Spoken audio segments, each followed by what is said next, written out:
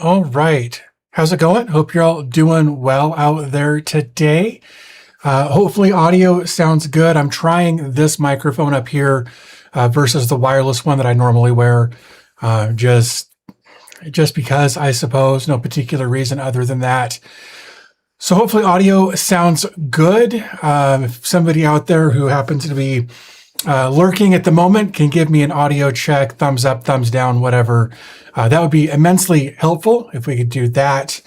Kind of an interesting new thing we're going to take a look at today. Cool, we're getting audio sounds good. Awesome. Thank you guys so much for verifying that. Super appreciate it. I had to actually adjusted that earlier so that it was a little lower than it was. Jason also says sound and video are good. Awesome. Thank you guys for verifying. Super appreciate it. So yeah, today's live stream, we've actually got a topic lined up for today, and it's been a little while since we've had one of those. But a company reached out to me in the last couple of weeks about their NAS operating system, and that's what we're going to take a look at today, as you saw in the thumbnail and the title of the stream.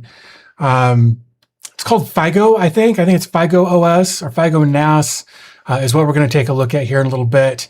And we're actually going to put it on, almost had it right there. We're going to put it on the Beelink ME Pro. They actually offered to send me one to help out with the stream, but I've already got one, so it didn't really make a ton of sense for them to send me a second one since I've still got this one that isn't currently being used. So that's the plan for today. Like the description of the live stream says, we're going into this pretty blind. I have done exactly nothing with this. I have not installed it. I've done nothing with it. So we're going to, we're going to dig through the website a little bit. We're going to kind of take a look at some of their literature over on the website here, for that. And then we'll jump into, getting that installed. And we'll kind of see how it goes. Let's see.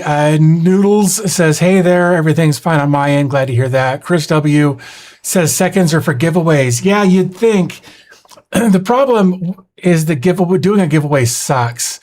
I've done a few over the years, not in the last few years, but early on in my YouTube career or whatever, I did some giveaways, and it's just the people who join the giveaways are people who only join giveaways and never actually participate, or if they don't win, they bitch about it and say that it was rigged and it wasn't fair and they should have got it because, and poor me, and wah.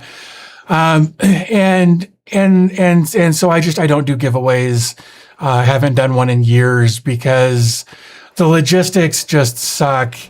People don't follow the rules. People just ignore everything. And it's in my opinion, not worth the headache, unfortunately. JD's here. Glad to have you here, man. Always glad to see more familiar faces. Excuse me. So yeah,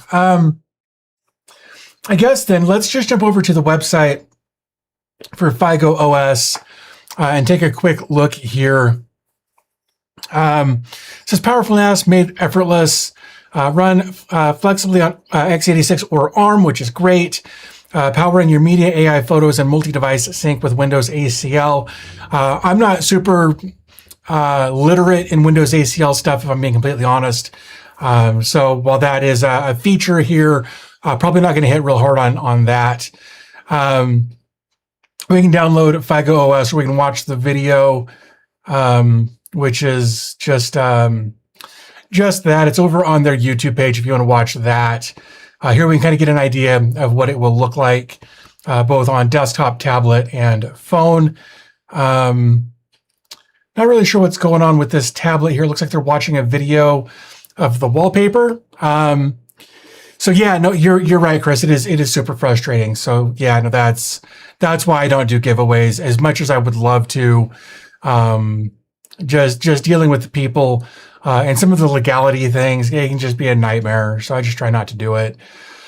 Runs on your hardware on all of it, Intel, AMD, and ARM. And then they've got some other stuff listed down here like Rockchip, FriendlyLink, Raspberry Pi, flexible file system options, supports ext4, btrfs, and ZFS, allowing you to choose the ideal file system for your workload and performance needs, which I love. I'm not sure which one we're going to go with. I'm leaning ext4, though I'm not sure why. The system that we're going to put this on only has 12 gigs of RAM, and I don't want to eat up the RAM necessarily for ZFS. So we're probably going to not use ZFS, but ext4 or btrfs, whichever you guys bring up more in the comments. If you start doing that, we'll probably lean that direction. So btrfs, do these? Oh, they do. Enterprise grade data protection, advanced features with snapshot and data integrity, and a reliable improvement system. Man, I don't know. Maybe btrfs is better for a NAS. ZFS to make it more complicated, right?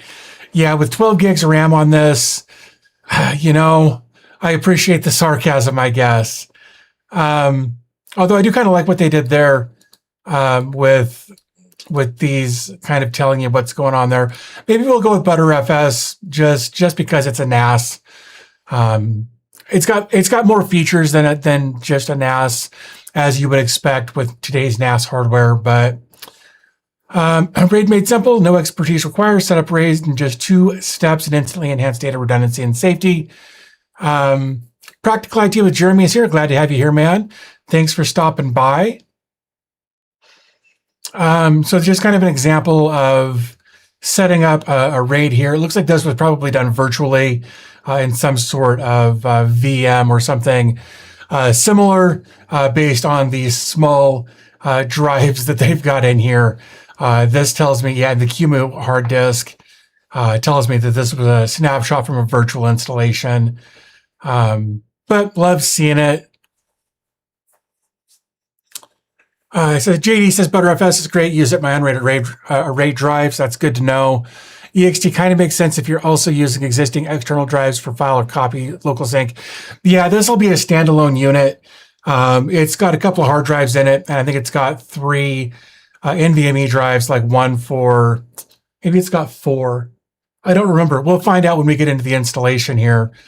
Connect everything, manage files effortlessly. FygoOS delivers a full-featured file system or file management system across devices, teams, and scenarios, turning your NAS into a true centralized file hub, which sounds pretty intriguing. It very much looks like, like the Synology OS or the TerraMaster OS. They all look very similar, if I'm honest. I love here, though, these are very definitely torrented movies. You can tell by the not only the name, but this actually says torrent right there.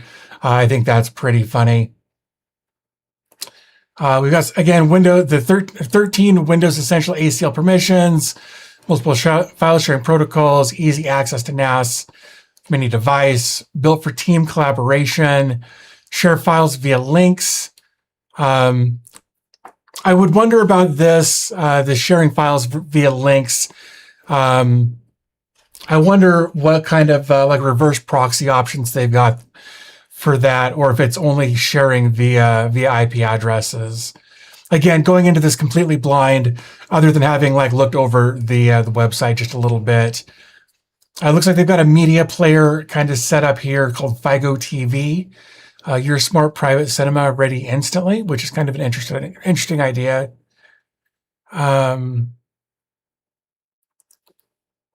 Though for some reason this looks like it was AI generated, though I've just based on some of the spelling and that sort of thing in here. Automatically fetches movie posters, descriptions, and cast, organizing your library into a beautiful poster wall with 99% accuracy and auto-downloading subtitles.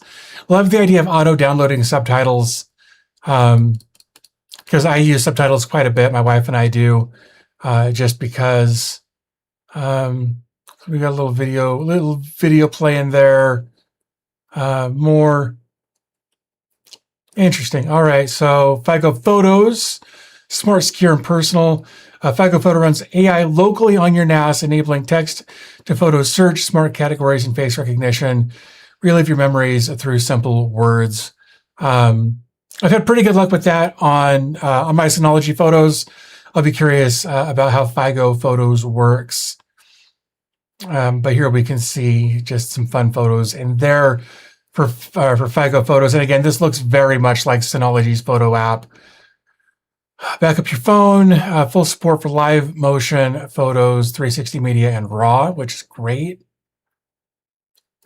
Secure access anytime, anywhere, one-click remote access.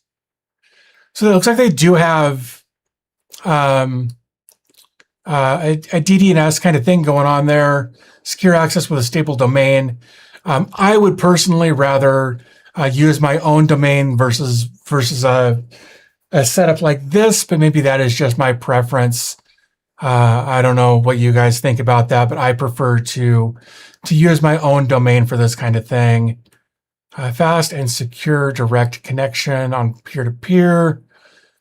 Powerful features all in FygoOS. So Fygo Sync. Love seeing that. So save your work progress anytime. Files always stay on your NAS. That's good. I don't do enough with my direct connect. Like I always move my, like when I'm editing, for instance, when I'm editing a video, I always move all of the files over to my laptop or over to my computer in this case, edit, and then move everything back every once in a while. So I don't do enough on device or on NAS editing, I guess is what I'm getting at. I've got a 2.5 gig connection, should be doable with the small file sizes that I use. We've got Docker, we've got virtual machines, love seeing that. Let's see. Marlon says new NAS software. Yep. Jason says hopefully you can use your own domain. Jeremy says an integration with NetBird or Tailscale or Zero Tier would have been a nice touch. I agree, as does Jason. It's sponsored in the sense that they reached out to me and they provided me with a license to get all of the features. We'll get into licensing here in just a minute. But they didn't pay me anything. They just gave me a license key so that I could unlock the full potential of the system. But aside from that, that's the extent. They get no say over what happens here. In fact, I'm not even sure if they're here. They just gave me a license key to do some testing. There may be a partnership later. But this was just, here's a key, test it out, let us know what you think. So again, Docker, virtual machines, backup solutions, I love that. Resource manager, snapshots, downloads, iSCSI. Again, iSCSI would be great. My understanding with iSCSI is you want like a 10 gig connection, if at all possible. And I don't have a 10 gig connection to anything right now, really. My 10 gig,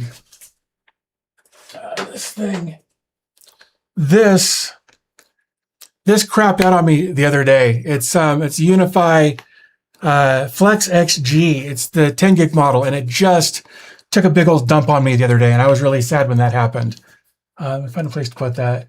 But that's where most of my 10 gig connections came from. So that's why I don't use iSCSI, is I don't have a 10 gig connection, and I've never really found much of a use for it. Office documents, view Office documents online to streamline collaboration and approvals. Unlock endless possibilities on FygoOS.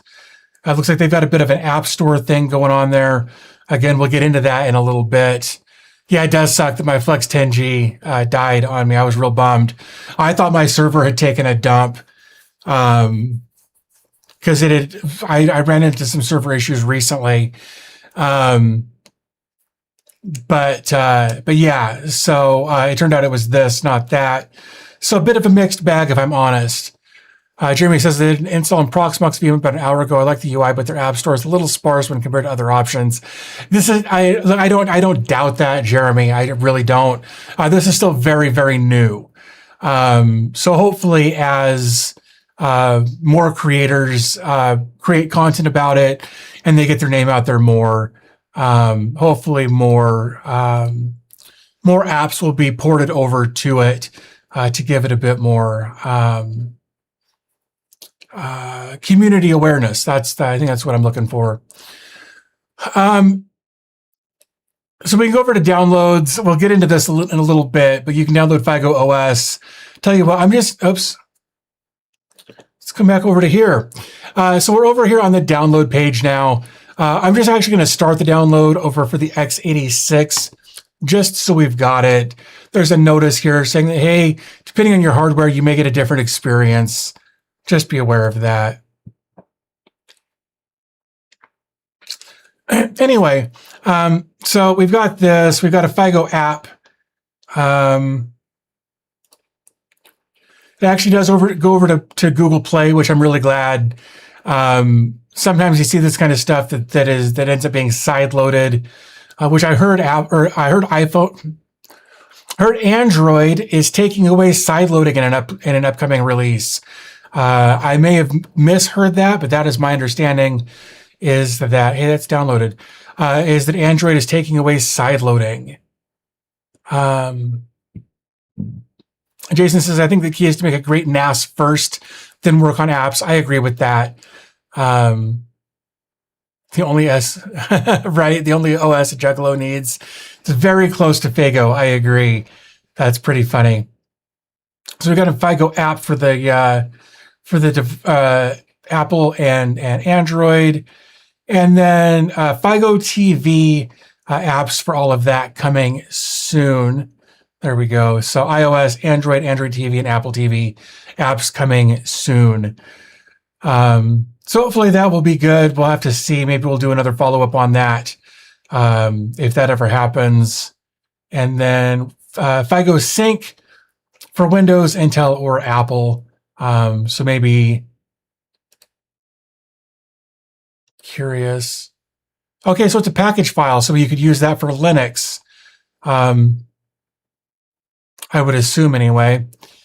So we got a sync app. Maybe we'll take a look at that. Source code. We've got an open source code, and they've got it broken down into web, app, OS, our public source code. And then all of these link over to GitHub. So you can actually take a look at the source code if you want to do that.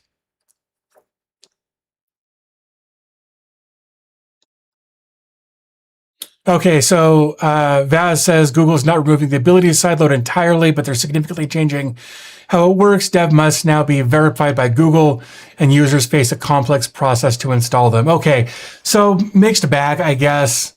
So I don't know. Like I don't remember the last time. Actually, yeah, I do. The last time I sideloaded something was for my DJI camera stick thing that I can't think of the name of. I had to sideload the app for that.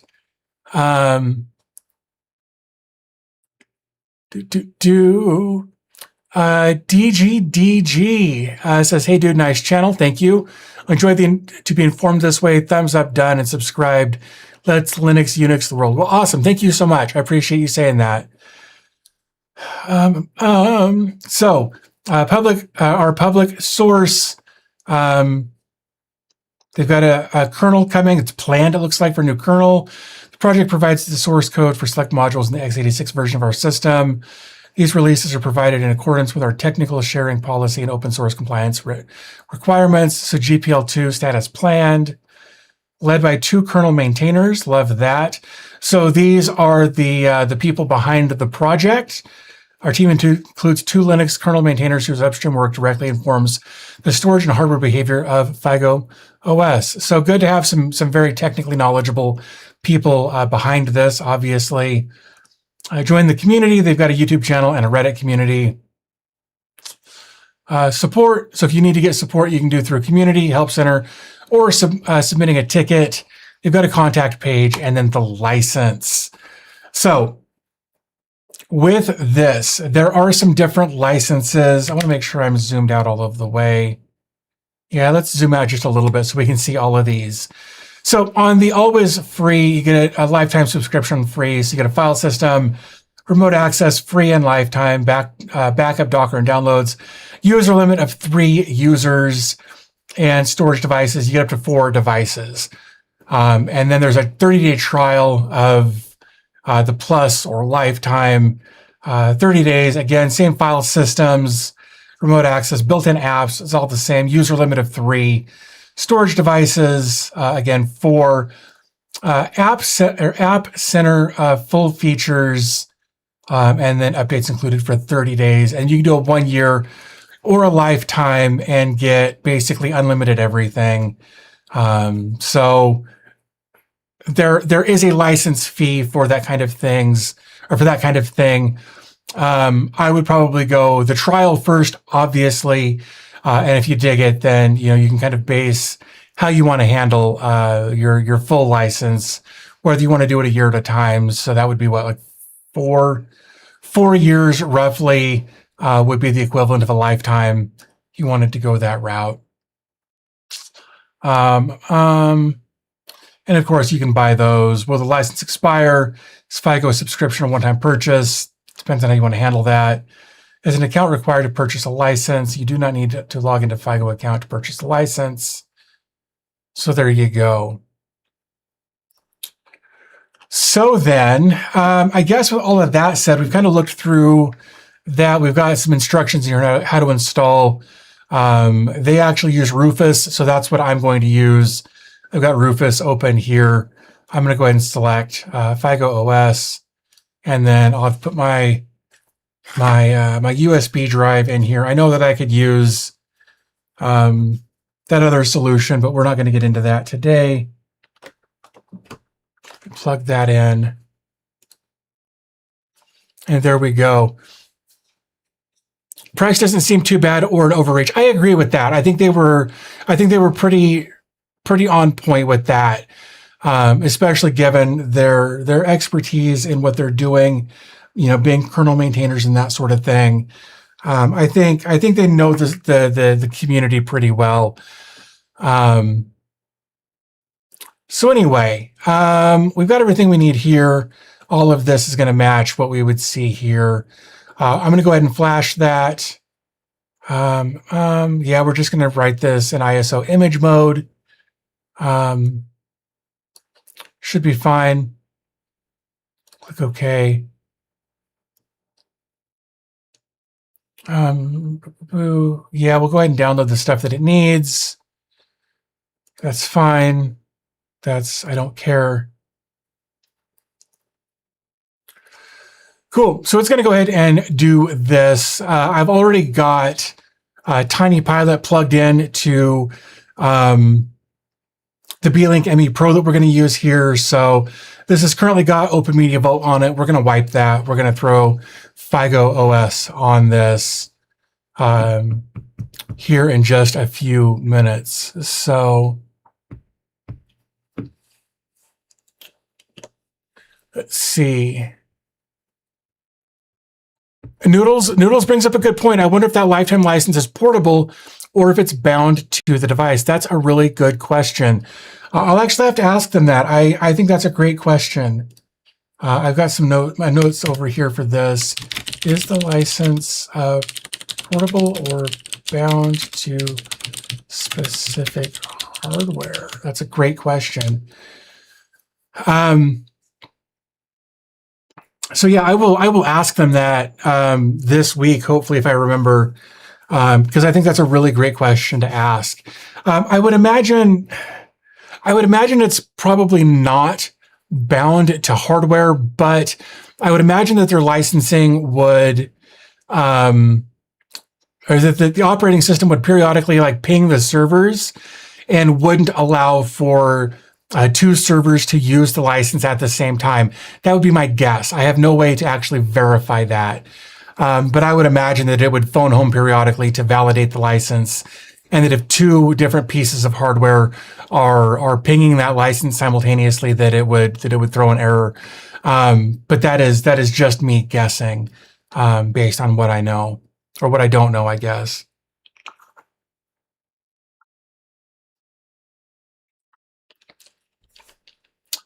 Dive with a Fin says, I hope the pricing reflects that it gets updated quickly and also quick support when needed. I agree. I agree. I honestly, I have no idea. Like, this is still very new. I guess though, while we're here, oh, that is just React. Oh, these are, sorry. I went back over to here. I wanted to see,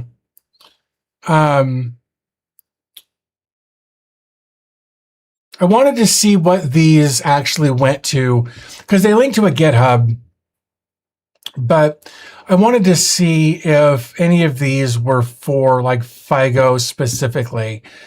And I'm not seeing any of these that actually go specifically to Figo, because that would have given us a better idea of when the initial release was. If we look at the downloads here, this is version 020 that we downloaded a few minutes ago. So, yeah, I'm not sure. Hopefully, though, hopefully they're responsive, and I think that will be part of what I'm going to be looking into as we go through this process. But obviously, probably not today. With it being a Sunday, I can't imagine anybody's paying any sort of attention. It's not a dig on them. It's just kind of people take the weekends off mostly. So I think I'm going to plug this in to that device right there. And then we'll go ahead and reboot the device and get it booted up. Let me.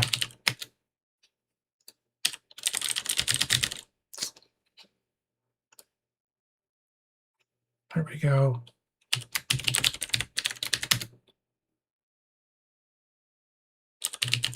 Sorry, I'm trying to get logged in. There we go. I wanted to get logged in to Open Media Vault so I can just reboot from here. Jason asks, do they have a GitHub or similar? That's what I was actually wondering when I came back over to here. If we go to their source code, again, the source code is just brings us to here. And this all just takes us to the repositories for feed your FRP. Sorry, let me bring this up. And none of this links to anything that looks like Figo NAS in the URL. So I don't know if they actually have a GitHub or similar. I wish I had a better answer for that. So let me get this plugged in.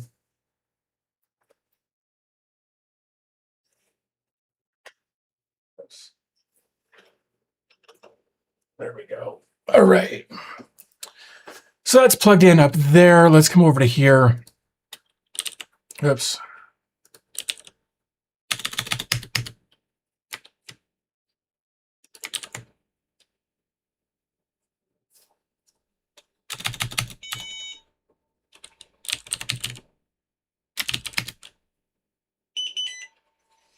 Okay, oops. Let's bring this over to here. We are rebooting.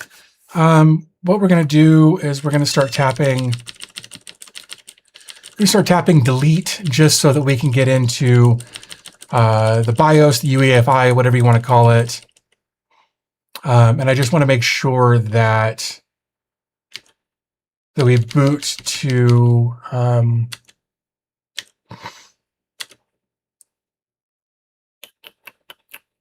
should be fine. But I'm going to deliberately boot to the UEFI OS setup here first.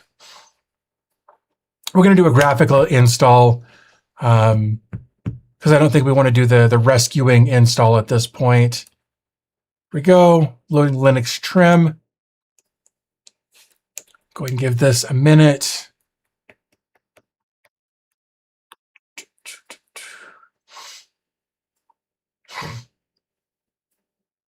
If you guys, and I feel like a douche even asking this, if you guys are enjoying the stream or would feel like helping me out, hitting the thumbs up button is actually a great way to do that. I noticed we got like 50 people here and 15 likes. If you wanted to hit that like button, that would actually be super helpful for me. There's a GitHub with their name from a user called Gabriel Frigo.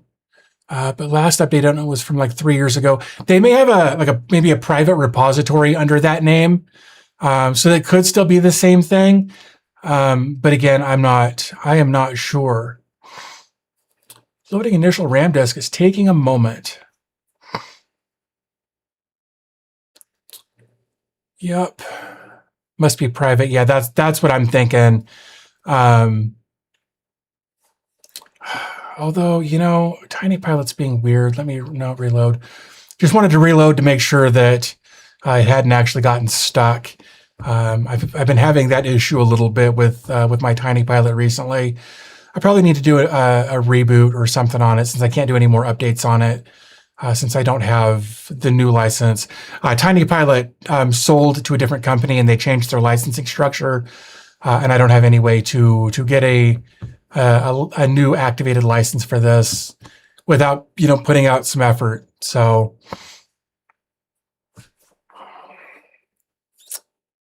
this is taking longer than I would like it to, if I'm being completely honest.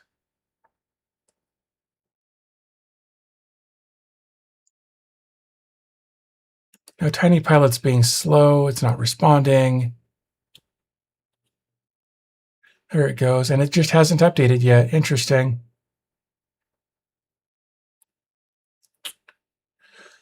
Huh.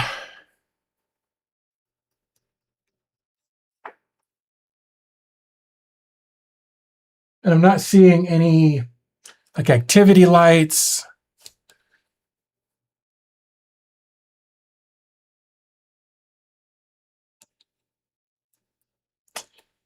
Not enjoying this, guys, if I'm being completely honest. Was really hoping to get more, another reboot. It may come down to that. Actions, keyboard shortcuts, Control Delete.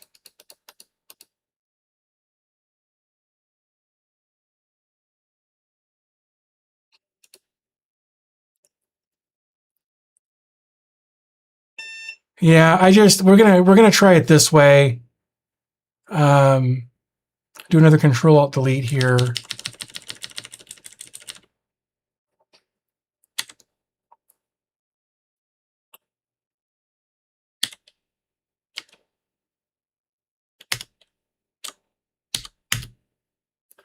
I'm gonna do the Kingston. That should be fine. We'll do save and changes and exit, and then do that. Give this another try, see what happens. Graphical install, that's good. So here's the other thing, is it doing the Control Delete. The Control Delete working tells me that it wasn't necessarily locked up, which is good. I was told that this hardware would work. I confirmed with the N95 on the ME Pro that it should be fine. So I guess we're just gonna have to see what happens here. And maybe it's just gonna take it a few minutes. Maybe it's just gonna take it a few minutes and I was being impatient. I do have a tendency to be impatient about things sometimes. Could the initial read from the USB to RAM? It very well could be. I also noticed that the ISO,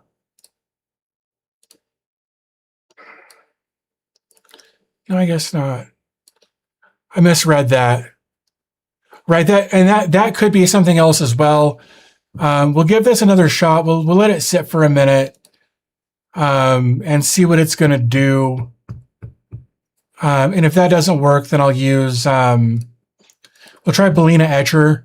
If this doesn't work, it seems like it's working. Like it got us into the install. And I specifically chose Rufus because their instructions, like specifically,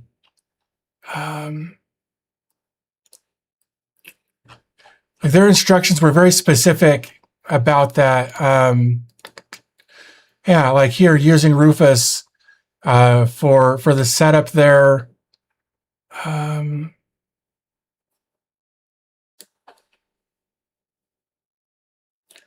Seems like the Radix is shipping their NAS with this OS. My understanding is that B-Link may also start shipping some of their devices with this OS as well, based on the limited information that I have. One hard drive, yep. Select the bootable drive. Yep, I did that. We did that. Just select the hard drive for the system.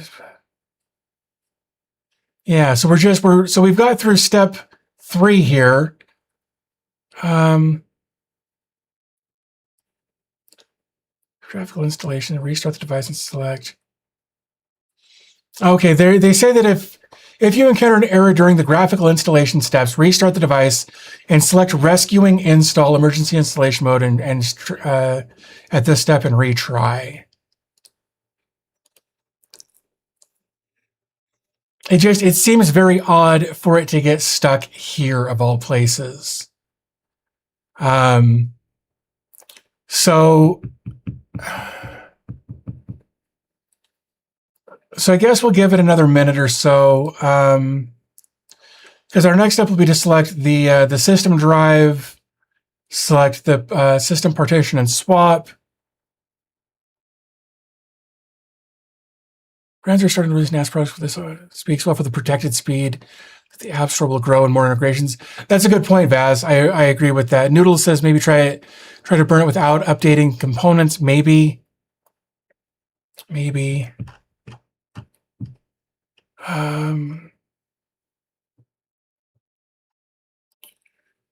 So, all right. So that's their USB device. Select the Figo version. This all looked the same.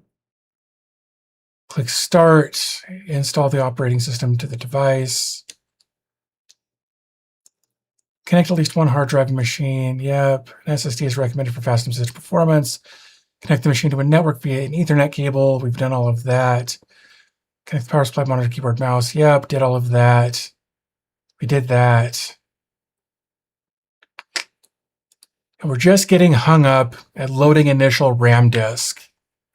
Getting stuck at loading RAM disk. Sorry, I'm keeping notes over here. I was installed 2 minutes into Proxmox default settings instead of use DD. Get better control over that as well. Yeah. All right, here's what I'm going to do, right? View, no, we're going to do actions, keyboard shortcuts. We're going to do some control deleting here again. Hopefully this will, again, interrupt, reboot like we did. We'll try the rescue mode.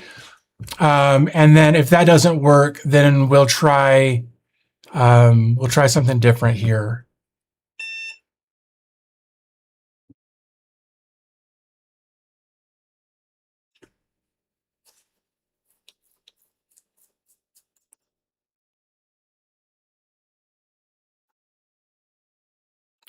Okay, we're going to do rescuing install this time.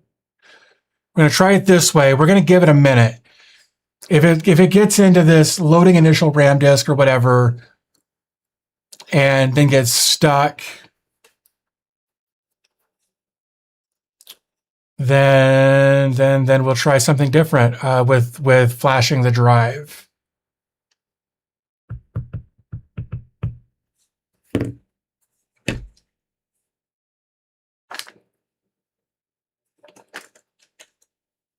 Loading initial RAM disk.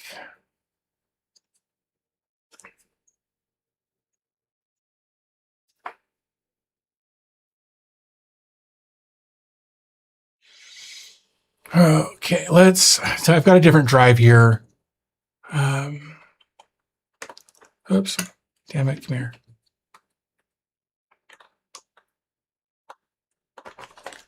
Plug in. I'm just going to close this. I'm going to open Balena.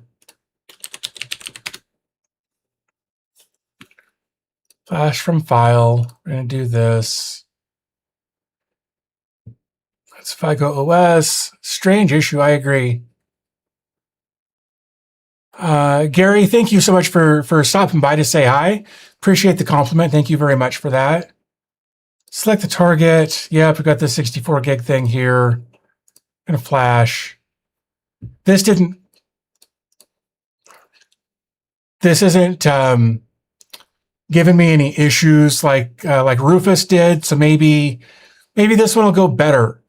We'll flash this real quick. We'll swap the drives out, and we'll see what happens because this is being weird. So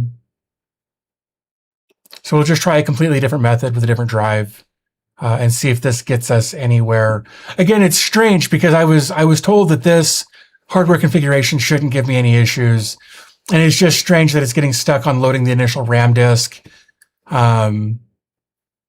But again, it could have been all of those like, hey, on Rufus, where it's like, hey, do this, all this extra stuff.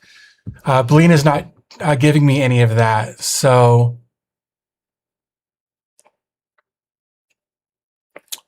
dive with a fin. Let's see. Licensing. Yeah, that's why I'm trying this with Balena instead of Rufus. Thank you for that. I appreciate it. So let's see. Yeah, this is actually on rescuing install right now. So that's we're already there and trying that. So you're paying for unlimited users, you're paying for unlimited storage devices. And then yeah, App Center, it looks like that's what you're paying for with the licensing features.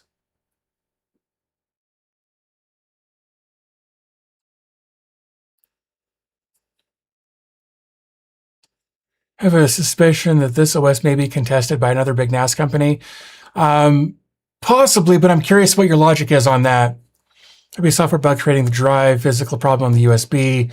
Yeah, stuff like this. Yeah, so that's,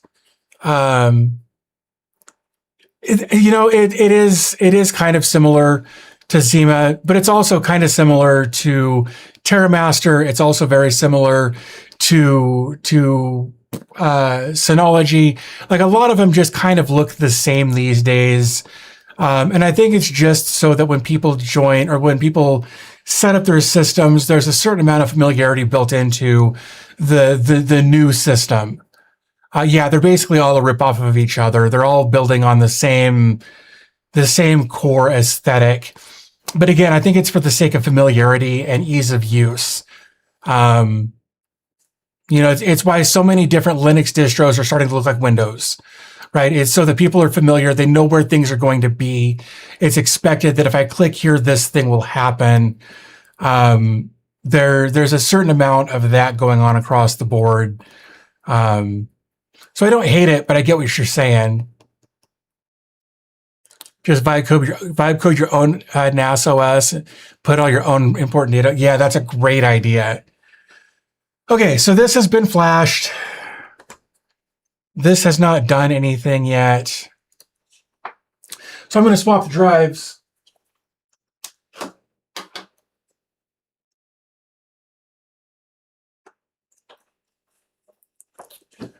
And then I'm going to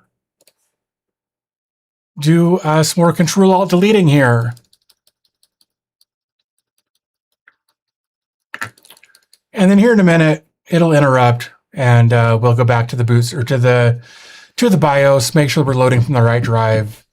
And hopefully we get further this time than we did these last few times.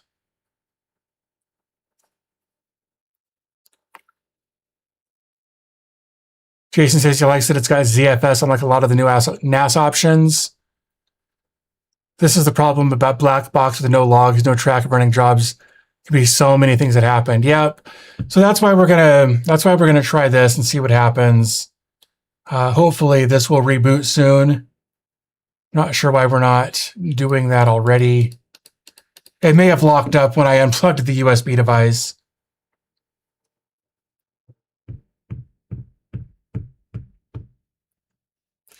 Yep, I agree, Vaz. It is all about ease of use. And that's why so many of these are looking so similar these days.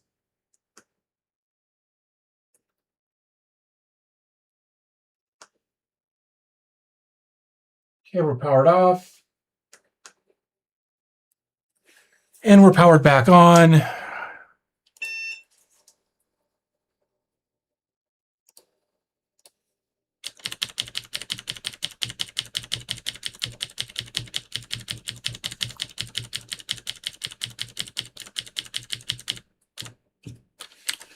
Again, just want to make sure that, oops, that we're booting from our USB here. Graphical install, that was faster. Like it got to loading install, there it goes. I think we're going to get a lot farther here now. We're already past where we were, so that's awesome. We're getting somewhere. Outstanding. Yay. Thanks, guys, for being patient with that. I should have used Belina out of the gate, but I used Rufus because that's what they suggested I use. Next step, we've selected our language there.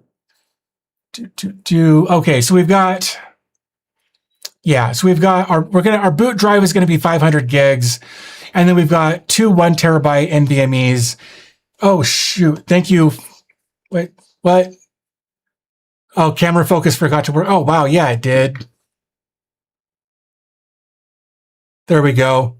Yeah, there we go. We're all better. Thank you, guys. I just saw a camera and I was like, crap, I've got it on the wrong thing. But I didn't. The camera just did a thing of its own. So basically what we've got here is we're going to have a 500 gig boot drive. We're going to have two 1 terabyte drives in a RAID 1 or RAID 5 and two 8 terabyte drives in a RAID 5. So we'll have fast storage and we'll have like mass storage. So we're going to install this on I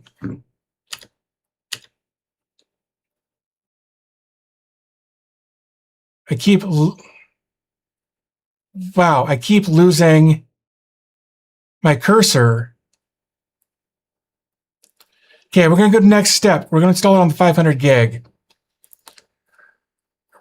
So our partition size, the recommended is 64 gigs.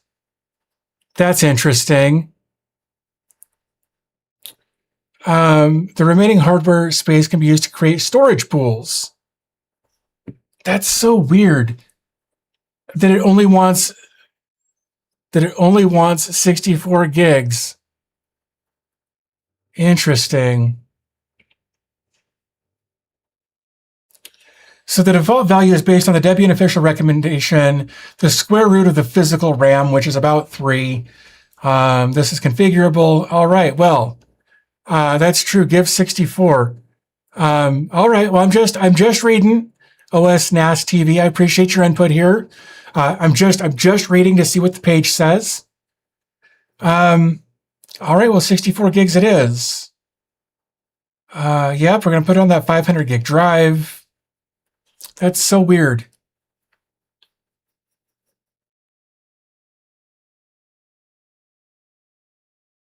This isn't your file size. Okay. Well, I guess we will see. We're just going to follow recommendations.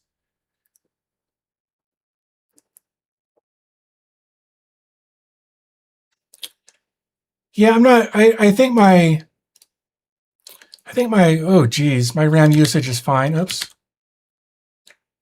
Yeah, I'm only using like 2 gigs of RAM. I've got plenty of RAM in this. 32 gigs, give or take.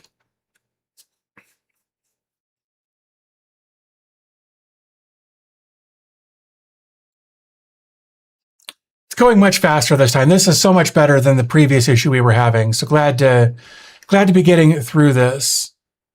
Is the OS related to China? Not to my knowledge.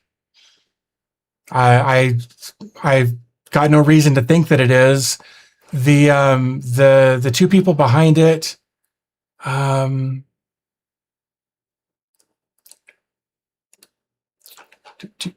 remember. There it is. So maybe it is. I'm not sure. But a lot of stuff these days is related to China, so I wouldn't worry about it too much. All right, so system installation completed. Next step.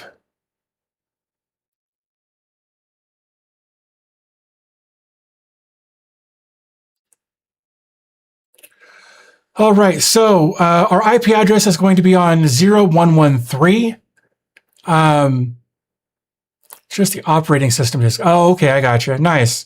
Thanks for clarifying that. So 0113. This is okay. Please remove installation media. System will restart after confirmation. All right.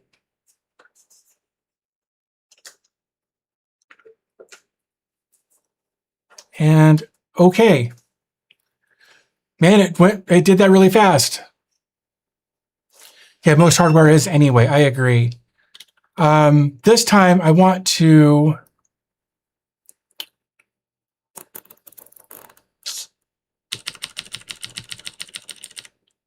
oh, there we go. FygoOS. Awesome.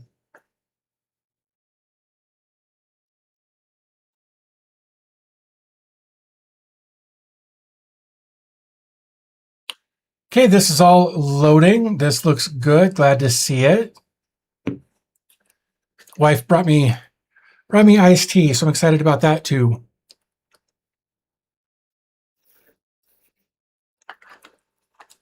Oh, lots of lemon in that. All right, so it changed. There we go. So we're going to go to 0.111 on port 5666. 192.168.0.111 on port 5666. Start your NAS journey. All right, well, let's do that. We're going to give it a device name. We're going to call it FygoOS.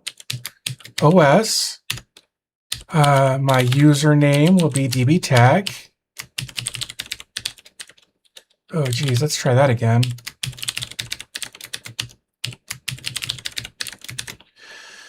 And of course, I have read and I agree. And now we're going to enter. Okay, it's been detected that this device does not have a valid license. A 30-day trial will be activated for you. Okay. Yeah, see, this looks a lot like so many of them these days.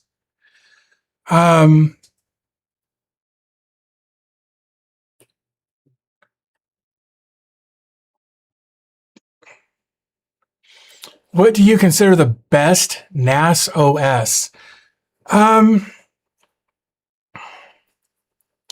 Here's the thing. Like, I currently am using Synology, TerraMaster, and TrueNAS. I don't know. I kind of like them all for different reasons. I've had the most experience with Synology, but that's just because that's the first NAS that I got. The one that I actually know how to troubleshoot. I mean, I've probably done the most of that with Synology, if I'm honest. But again, it's because I've had that device the longest, and I've only had to troubleshoot a few things on it. So I've been very fortunate with that.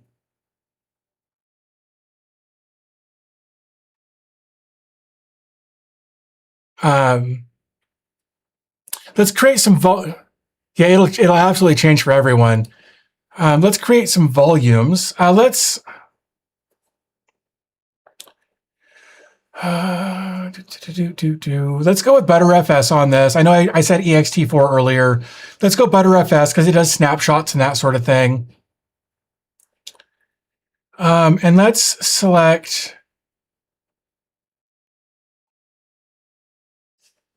really.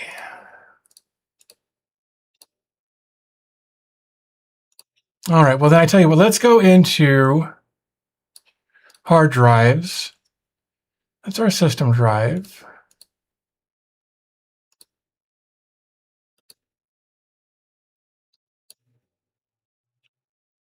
Can I full screen that? Sort of.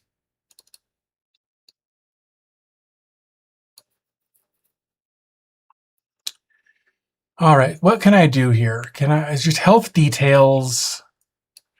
I gotta move this over just a little bit so I can see more of what's going on here. First one, system installation selection. That's just a bunch of words that doesn't really mean a lot to me, OS NAS. First one, system installation selection.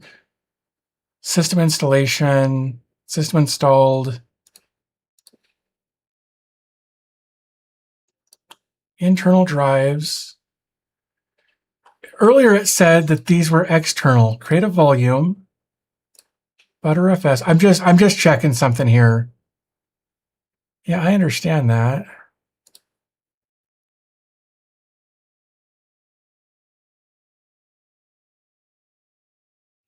I want to do.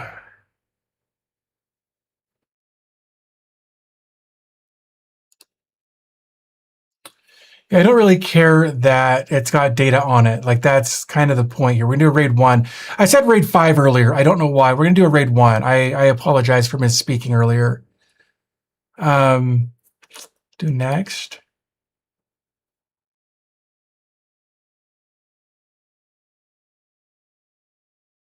Can you format the drives? See, and that's what I was wondering. That's why I was over here.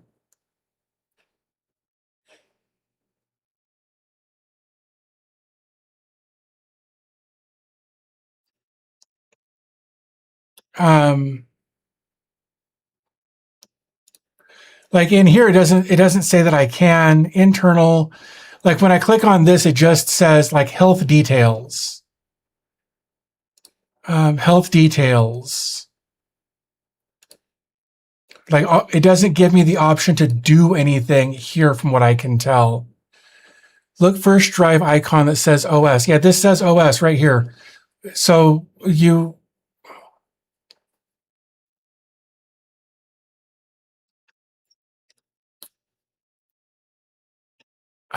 Just wondering because I'm following OMV8 and I'm lost.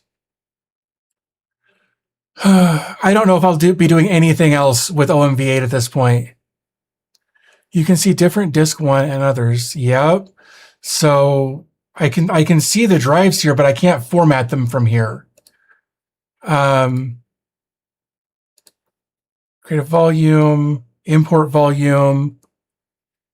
It is not open source. There's no GitHub repository to my knowledge. Device information. Network.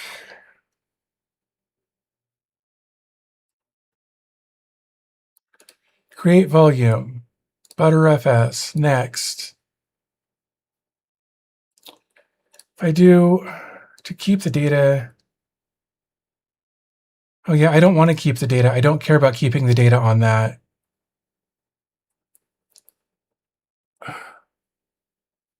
Hey, OS NAS TV, are you part of the FyGO project? I'm just curious. You have a lot of opinions here, so I'm just curious if you're part of the project or not. So we're gonna do a RAID 1 on this. We're gonna click next. Nope, we're not gonna put a quota or a limit on that. Gonna do next. We're gonna call this fast storage. So btrfs RAID 1 900 gigs.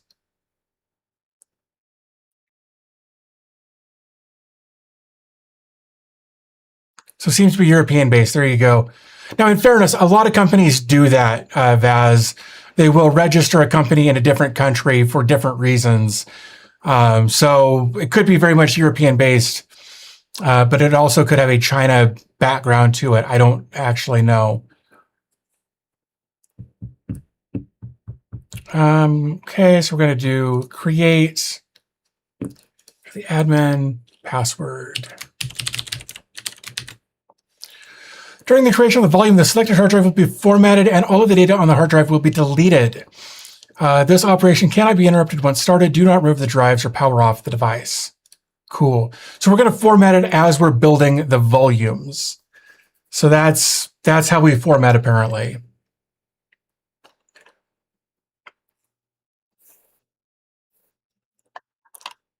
Okay. OS NAS, thank you. I appreciate the clarification on that. Yeah, so definitely yank the drives now. You're absolutely right, JD. Let's do that. That would be such a disaster, I think, especially since I'd have to like get up and go over there and flip it over, and I don't want to do that. No, that would be, I can't imagine what that would do to the drives. Cool. So we've got volume 1 created. Awesome. Just for the sake of it, let's go ahead and do the other one while we're at it. Oops, that's fine. Again, we're gonna do a RAID 1. We're gonna do next. This is fine. That is fine. In format.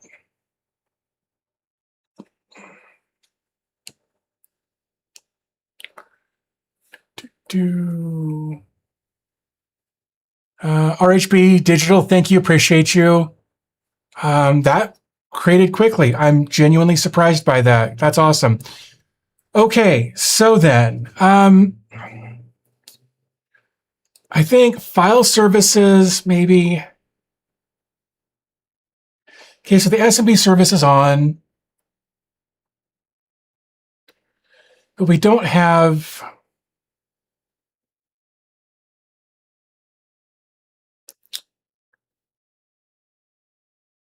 any shares. That's Time Machine service, connected server. We don't have any shares on this.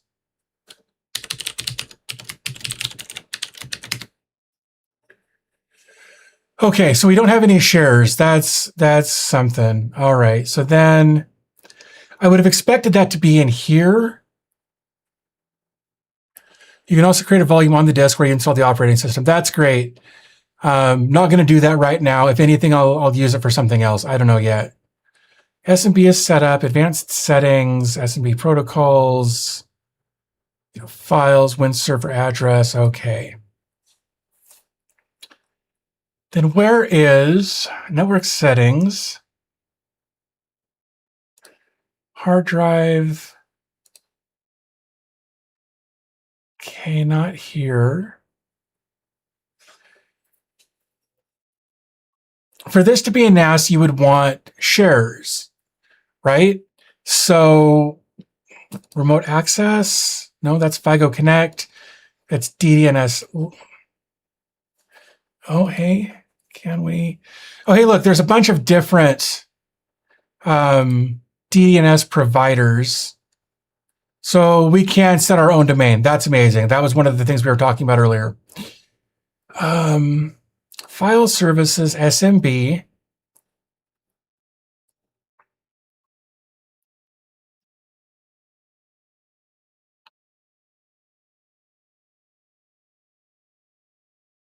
Yeah, that 3 dots next to the volumes just gives us the option for looking at the health, not doing anything else with it. FTP service is on, NFS service is on, DLNA is on, WebDAV is on, SMB is on. Time Machine is off, how to connect. Okay, maybe it's just not here. Desktop. Files. Remote mount, external storage, my files. Do we need to create a new folder first? Let's call this test share confirm.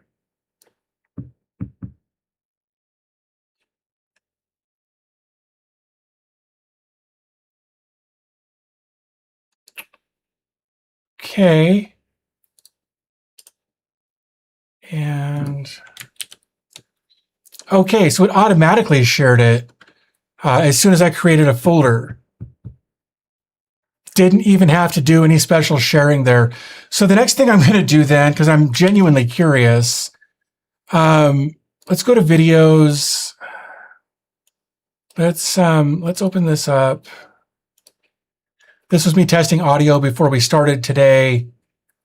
There it is. So let's go to My Files, Test Share.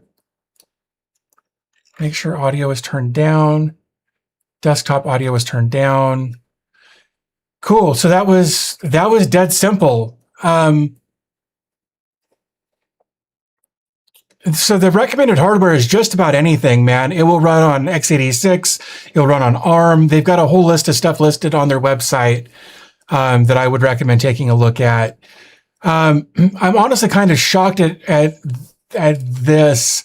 Like, just creating a folder makes it accessible as a share over here, which is both good and bad, I think. Because maybe I don't want to share every folder that's available. Share via link. So open a new window, download, copy to, move to, cut, copy, delete, rename, add to favorites, share on this device, share via link, add shortcut to desktop or details, permissions. Interesting, add.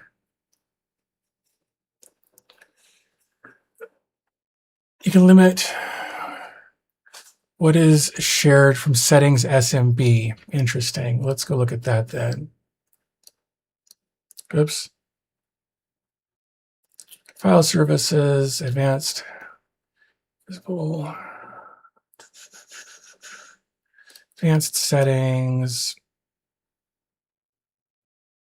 server signing, veto files.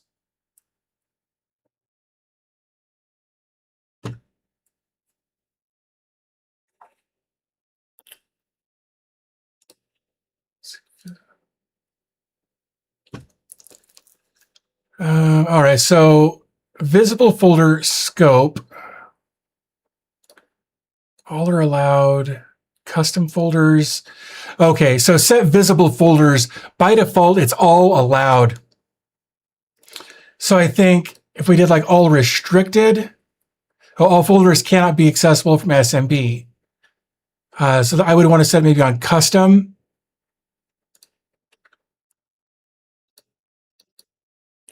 Oh, it's changing a setting here, so it's going to... Okay, so that's how we can select which folders are automatically selected. So now I've got custom folders selected because I haven't shared test folder. If I do that and click confirm, then I would assume that it would then come back. So that's what that seems to be how it's set up, is under SMB, My Files and Shared Folders. There's team folders, external storage, remote mount, app files. So then if I were to just minimize that, close that, go into shared, or do this, give this a second to load.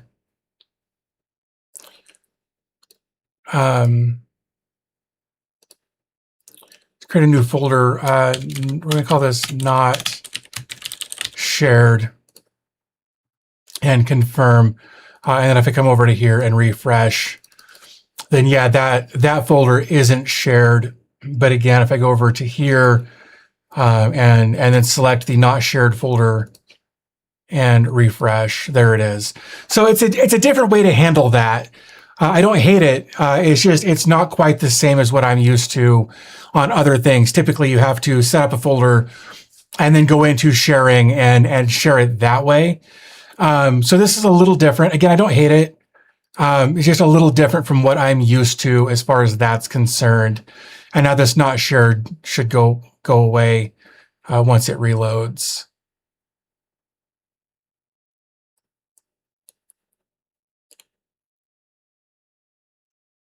There it goes. So now that not shared folder, there we go. That's good. Don't have any team folders or external storage set up, so those won't necessarily apply there.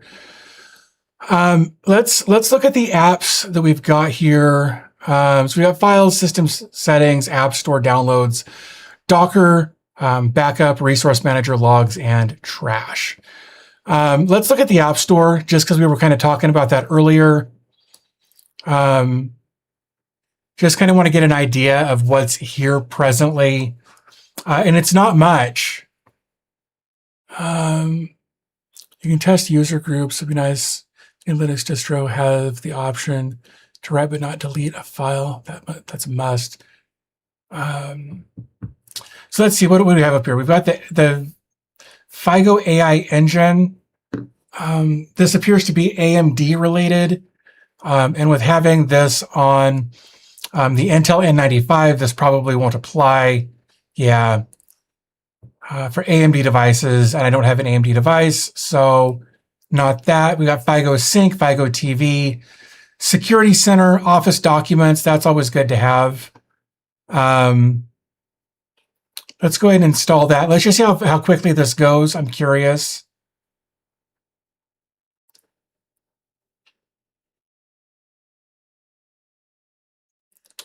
We will definitely get into Docker apps here in just a little bit.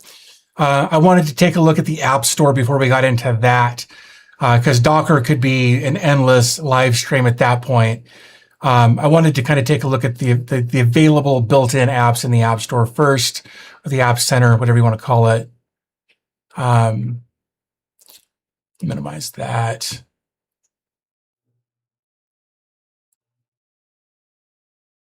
It was cruising right along, and then it got stuck.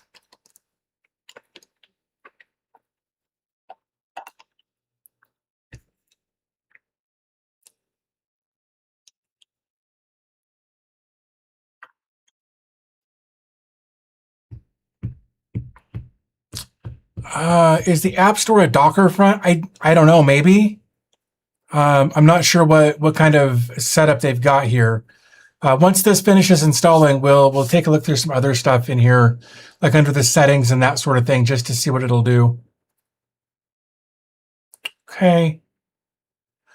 So that's starting. Let's look at settings. Download installation location, ask before install, automatically run new apps, enable cloud security sync, security balanced, security policy balanced.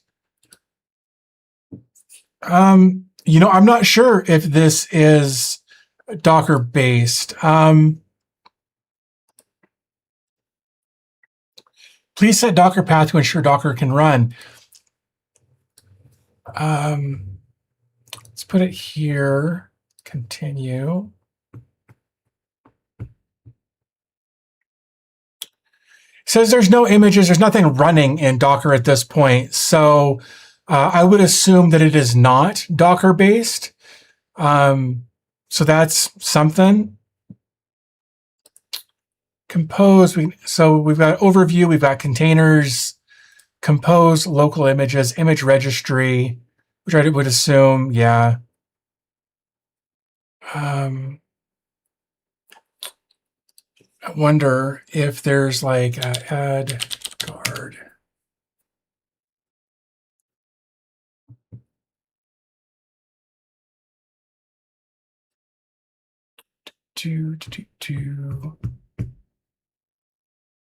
All right. Hey, look, we've got add guard home here. So what happens if I just click download? Download the image, the latest tag there. Download task created successfully. Local images. So it's downloading.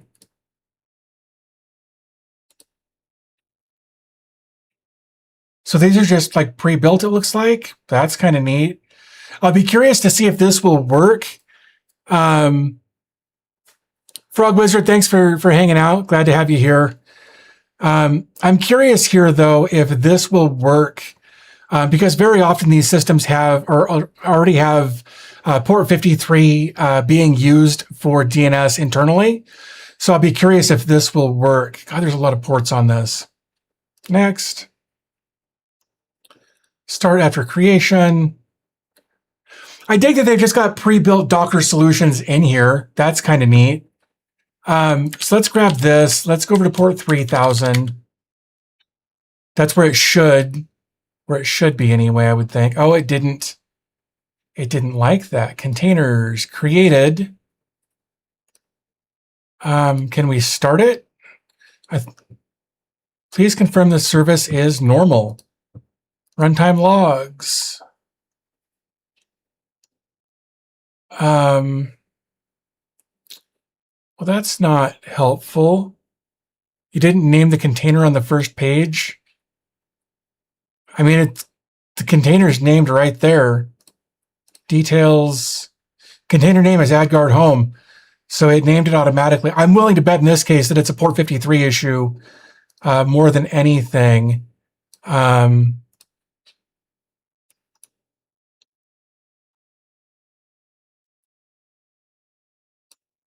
Because again, I've run into that so many times being an issue. Starting container, and it won't even do enough to give me logs. Interesting. Well, let's try something else then. No.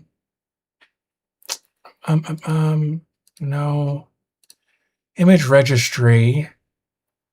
What's another real quick basic one that we could install just to test?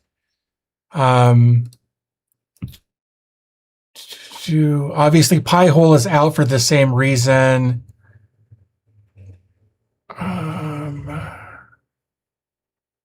Nextcloud, no.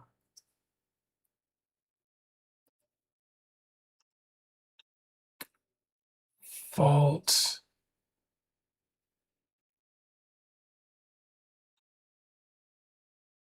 MySQL and PHP MyAdmin, that might work. There's a ton of these in here. Okay, well, let's just do this. Let's do PHP MyAdmin. Because we don't even necessarily need speed test is a good idea. Let's try that. Speed test. Yeah, let's try that one. I like that one too. Local images. So these are downloading. It's thinking about it. There we go.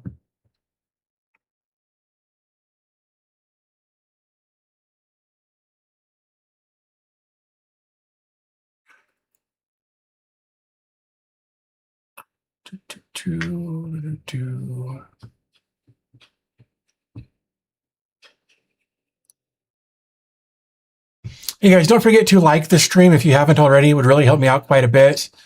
Look, I agree that PHP MyAdmin without MySQL seems a little whatever, but even if we can get it to stand up, then we know it will run. We don't necessarily have to connect to a database to get it to prove that it works.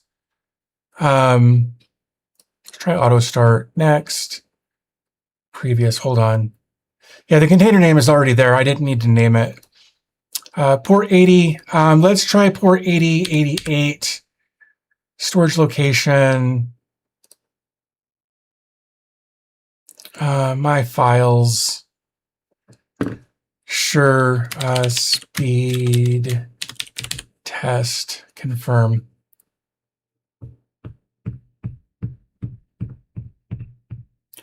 And we'll just map it to that. Confirm.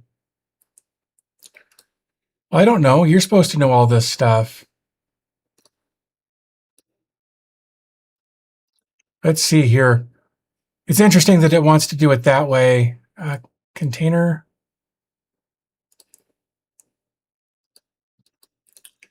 $8088.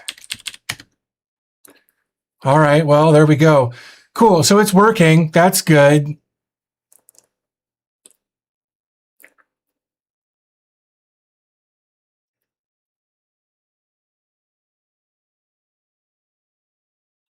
Yeah, that looks about right. Since it's on a 1 gig connection, I'm not at all surprised by those numbers. But I'm glad that everything is working appropriately. Cool. All right, well, at least we know that we can install Docker containers directly from the image registry very, very easily. So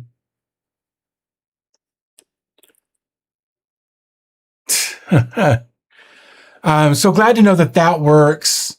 So lots of different options here to choose from. Got some local images here. Again, kind of bummed that AdGuard didn't work because of the DNS issues there.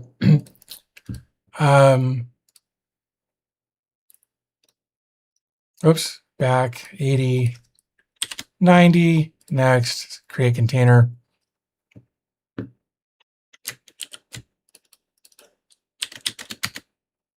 Yeah, there it goes. So there we go. We didn't actually connect it to anything, but again, it came up. So that tells us that it at least works. So that's good. Yay. All right. Let's close out some of these other tabs. I got so many things open over here. Okay, so we know Docker works, and it actually works pretty well. If we wanted to, of course, we could come over here to like compose. We could add a project and create a Docker compose from right here, or we could upload a Docker compose if we wanted to go that route. So we've got a couple of options there. If we want to use the built-in compose function, though I would still likely use dockhand or portainer or something like that on here for the sake of simplicity. Very often the built-in compose features are not something that I prefer to use. But again, that's just my experience, and your experience may vary. So there's that. Let's see, runtime logs. All right. Let's actually look at logs. Let's see what the logs look like. Because we've done some stuff on here. Let's see if what the logs show us.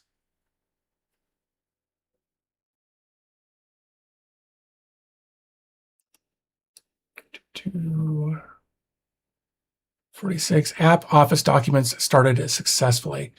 Interesting. So we've done a bunch of stuff after installing Office documents, and it didn't seem to record any of that. Like all of the different Docker things that we did, it didn't record any of that. So that's kind of unfortunate that we don't get that level of logging. We can see where we created our volumes. We uploaded a file, so we can see that. And then we installed Office documents. So we're getting some logging, maybe not quite to the degree that I would like, but we're definitely getting some. So that's something. Trash. Don't know if there's anything in here yet.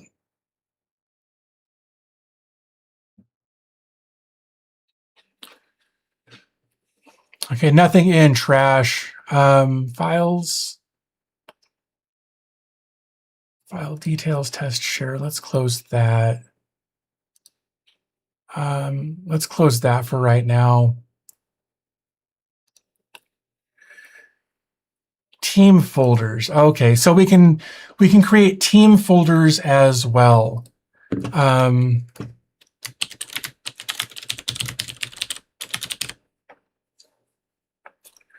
So in here we can register. We can say who gets access to trash. Admin only or all team members, allow mounting to other devices via file services, set quota limits. So that's all good, I suppose.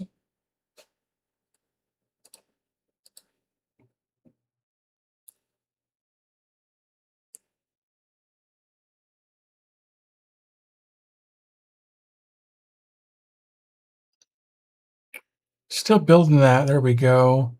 So, of course, I get full control because I'm admin. Let's create that. Team. So we can see that it is labeled as a team folder. That's good. New folder. Good. If I open this, then there's a new folder there. Rename, new folder, rename that new team. And let's just make sure it should be fine. I'm just curious. Interesting. Oh no, it's just being really slow over here. There seems to be a bit of a delay. Right, new, final 25 folder, of course. there seems to be a delay when I make a change in the UI before it actually does anything in over here. Like it seems to take a moment before it actually does anything. So that's something that I'm noticing. For a person from a team asking me to search for files for like 4 hours notice, they have not talked within the team and it shows the other team member did some spring cleaning, right? Let's look at settings. No. Let's look at user management. No users. Let's add a user. So we've got standard users, we've got admin users, standard test account. No.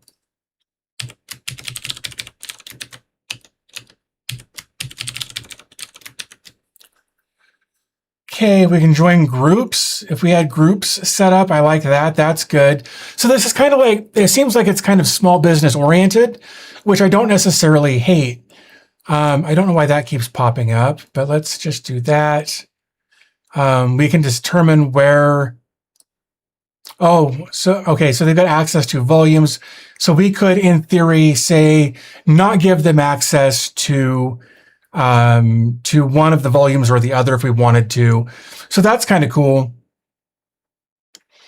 And we can restrict or limit their quota to megabytes, gigabytes, or terabytes. That's good. Of course, terabyte doesn't necessarily work on that one because there is less than 1 terabyte of available storage on that storage pool.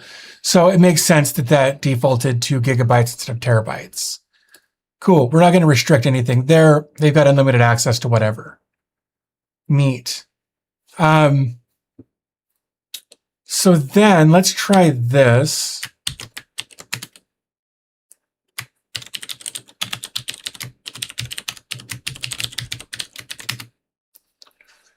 And there we go. And this is what it would look like as a user logged in that doesn't have admin privileges. They don't seem to get access to anything that I haven't given them explicit access to at this point, which I don't think I have. I don't think I've given them access to anything. So I'm glad to see that it works that way. Can I give kilobytes to the one team member that should be fired? Wouldn't that be nice? Edit, test account, cancel, more. Disable, set as admin, change password, accessible, edit. Unfortunately, megabytes, you could, I guess, just set them to like 1 megabyte on each thing if you really wanted to go that route. I think that looks like that's the lowest you can go. Team folder, group. Let's look at groups real quick. By default, we've got users and administrators. Let's add a group. We'll call it the Livestream group. For the stream. Next. We'll do that. Next.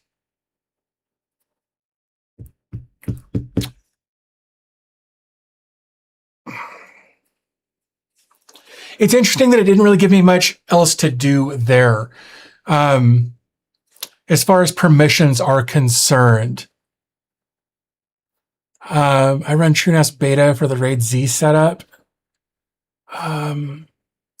Security, access port, account security, enforce 2-factor authentication. That's good. Protection, ban suspicious IPs. When enabled, the system bans login attempts from suspicious IPs and lets you configure auto ban rules. That's cool. Firewall, you can enable a firewall. And it's got some stuff kind of pre-built in here, so that's good, I suppose. Certificates, it's got a self-signed certificate from FygoNAS.com.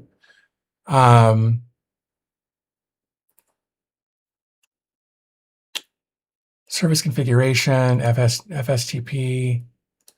Interesting. All right. Huh. All right. Well, that's certainly something. We've been skipping around a little bit here. I apologize, guys. We'll just start at the top, right? So we've got FygoOS is our device name, device ID, system version is trial. Fygo account, I don't have one, so I can't log in. FygoOS does have the option for RAID, or for, oh, sorry, I was reading that wrong. I was thinking of something else entirely. Ignore me. You're watching an idiot. System partition, 64 gigs, give or take. Volume's about 8 terabytes. Again, we're on the Intel N95 4-core 4-thread, 12 gigs of RAM, running at 6400 megahertz. That actually surprises me. I didn't think it would be that fast, but I never really paid attention. So, you know, a couple of different interfaces and wireless if we wanted to go that route.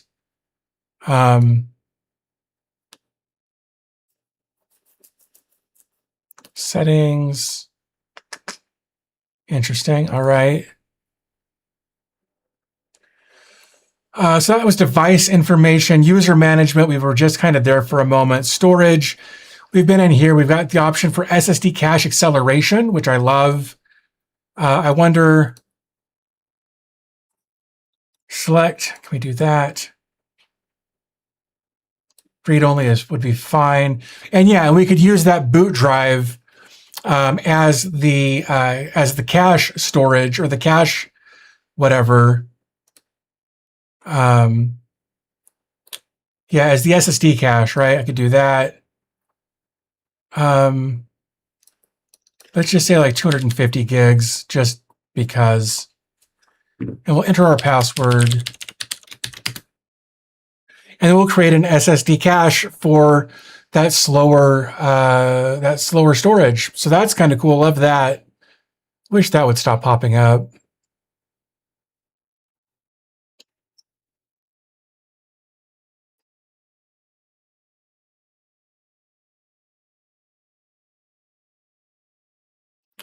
Finish. There we go. Cool. So that's storage. Hard drives we looked at earlier. Network, we've got 3 different interfaces, 2 that are RJ45s and a wireless as well, it looks like. But none of that is connected. Well, except for the one, obviously. Remote access, again, we need Fygo Connect for that, and I don't have a Fygo Connect account. So we're not going to get into that. Again, we do have DDNS available here, which I appreciate because it was one of the questions we had earlier was if we were going to be forced into using their DNS solution with the FygoNAS.com or FygoOS.com or whatever it happened to be. Interesting.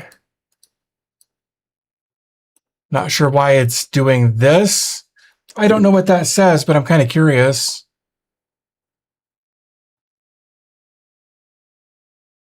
Translate. It says no data yet. Neat. Earlier, it let us see that, and I don't know why it's not showing it now. Update now, maybe? Add. There we go. So here are our different DNS providers that we can select from.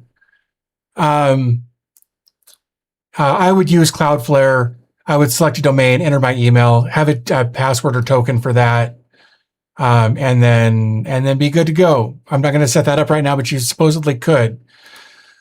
And then link sharing, you can set a max download link speed, so that's good. Glad to see that. SSH, so on port 22. I would like to see this on a different port by default, I think. I would change it to just about anything else other than 22, but I'm not going to enable it, so it doesn't really matter. Security access port, which is what we're on right now. There's an HTTPS port as well, which is good. I don't think it showed us that over here. I'm going to make a note of that, though. Only shows HTTP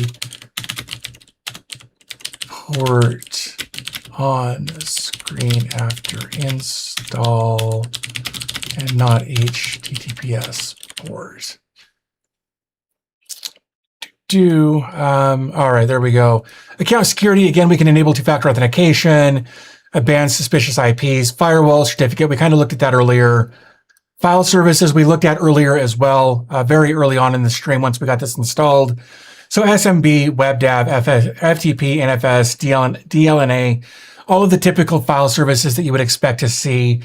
Maybe there's some in there that or some that aren't there that should be, but these are the pretty standard ones as far as I'm concerned.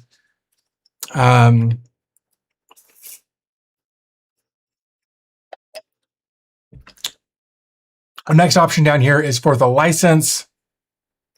This is the trial license, so it doesn't matter if you see this. My actual license is in a different screen, and I'm not going to put it in right now because I want to do some more testing before I commit to anything. We've got 1 active, we've got 0 inactive. So apparently you can run multiple licenses, though I'm not sure why. I'm actually going to ask that, why multiple licenses? Because I think that's an interesting question. Why you would have more than 1 license in here doesn't make any sense to me.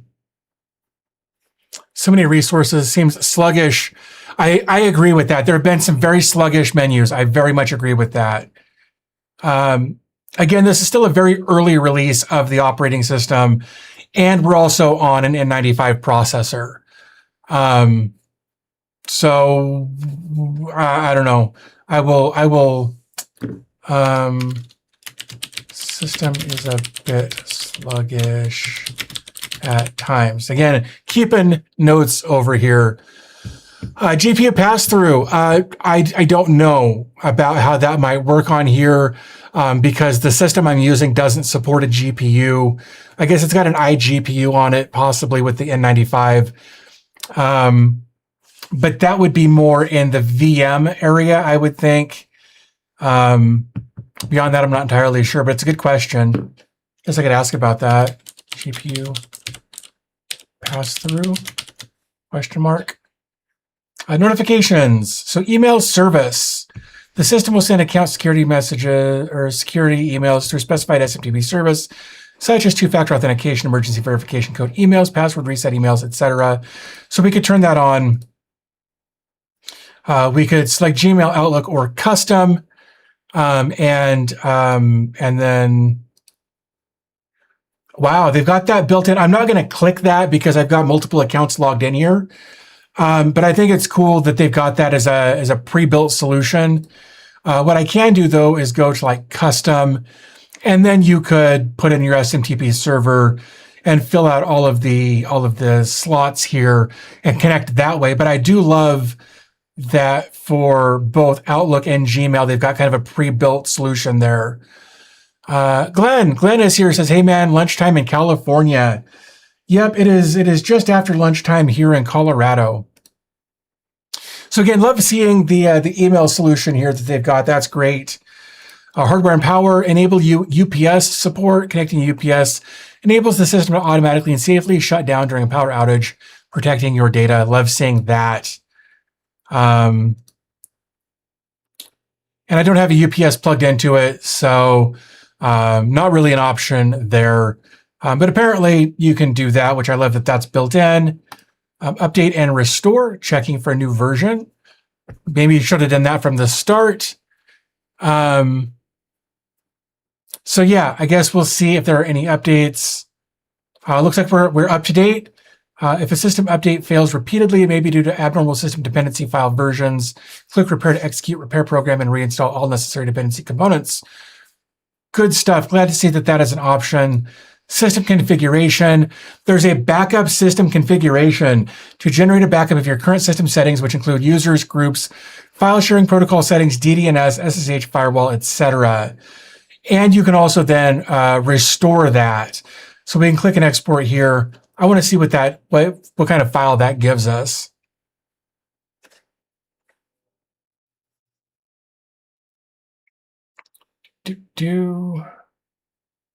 Hello?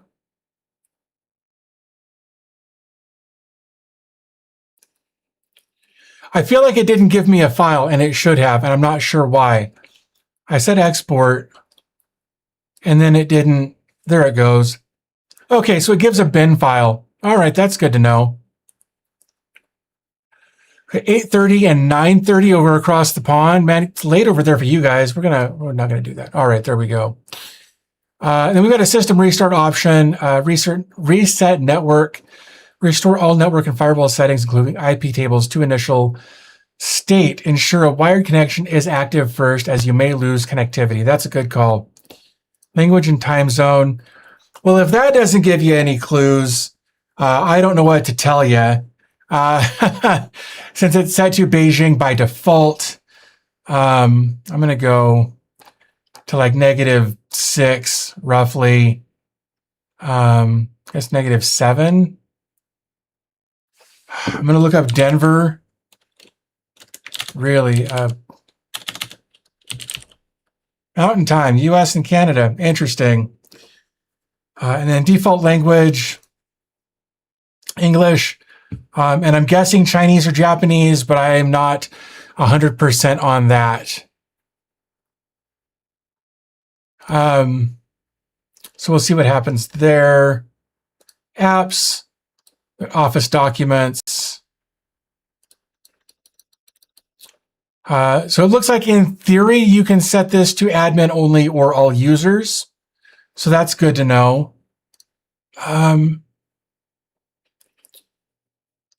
But what's interesting about that is that this is set to all users, but I'm not seeing that Office thing in here anyway. So I'm not entirely sure. That's really strange. All right, well, that's system settings. Let's see what else we've got in here. This is files. We've kind of looked through this a little bit. Resource manager. We're only using about 2 gigs. I don't know why I said 200. Apparently I missed the decimal in there. Using just over 2 gigs of memory, which isn't too bad considering. We've got our uptime. We've got our CPU temperature, CPU usage. No GPU listed here. Oh, I guess Intel UHD graphics, but not doing anything with it. So there's that. We can see temperatures here for our different drives, which is great. Love seeing all of that. CPU. Not recognizing the CPU, though. That's interesting. I'm actually going to take a screenshot of that. Snipping tool. I am going to take a screenshot of that and save it for later, because that might be useful later. Oh, and of course, as soon as I take a screenshot, then it starts working. Doesn't that figure?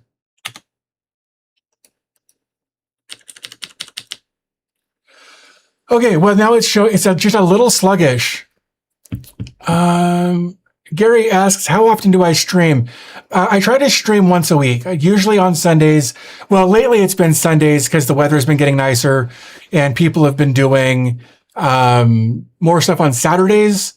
So I've been trying to stream on Sundays.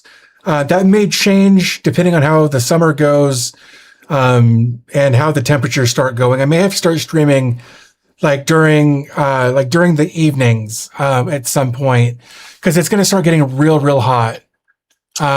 So there's that. Also, we're noticing some weird gaps in here, and I don't understand that. I'm going to screenshot that because maybe that's really what I need to screenshot there. Oh.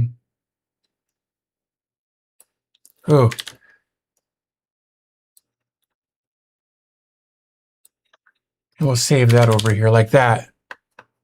I'll come to Louisiana. Dude, I spent months in Georgia in August in like 2001, so I'm aware of what the South is like. And I would not like to do that at all. So you can do that for yourself, sir. Darman says, love your videos. Keep up the great work. One question, your home lab. How do you handle backups, especially for Docker services that use databases? So So that's a good question. I don't back up my Docker solution the way most people do. All of my individual services, like I run everything on Proxmox, and each individual service gets an LXC. So like my password manager and its database get an LXC. My WordPress instance and its database get an LXC. And I back up my LXCs every night or every morning, whatever. So if something goes wrong, I just back up or I restore the entire LXC versus trying to deal with individual Docker container backups and that sort of thing. Meaning I probably won't get to that today. I don't want to deal with that right now. So please quit pushing the issue.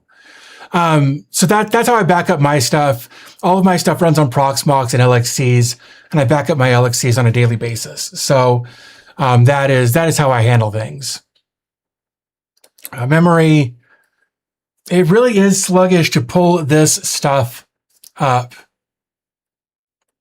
So we'll give it a minute and we'll see what happens. There it goes, and we're getting these gaps. And I don't understand that. Snipping tool.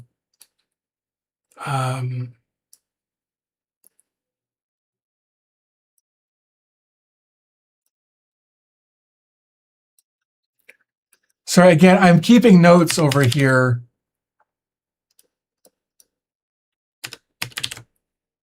So I can reach back out to the folks at Fygo and talk to them about some of this stuff.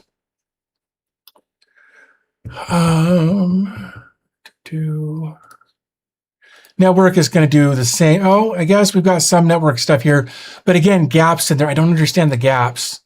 And then we've got our UHD thing here, process manager. Let's see what this looks like.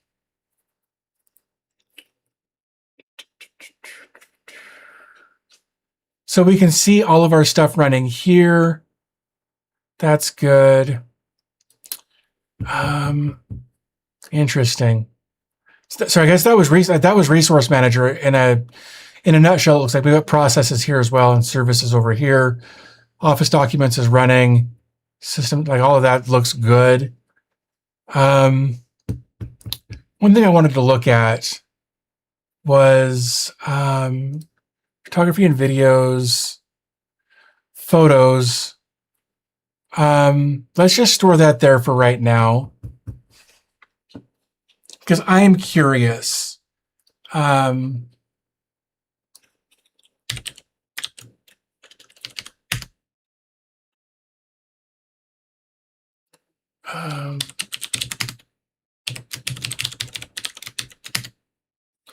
So I'm getting logged into my Synology, where I've got my Synology photos installed, so that I can grab some photos and upload them to this system, just so we can see how that works. But I need this first.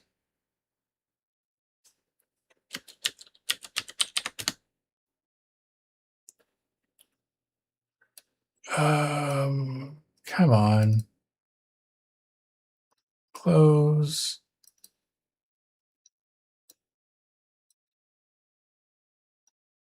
And then photos. Where's photos? Down there. Not probably going to get into Fygo TV right now either for copyright reasons. I don't want to deal with that. So I'm just going to grab some photos over here of some different things, and I'm going to download them.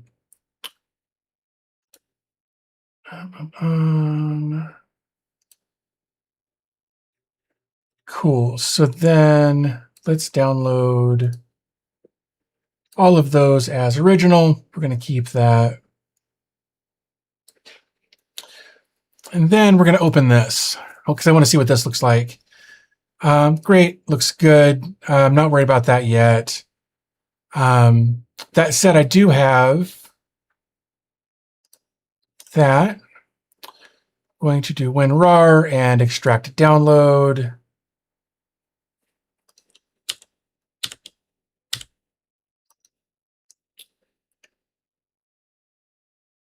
Interesting. Oh, And we've got some photos here. Can I just drag those over? Cool. Let's see. We're uploading some photos.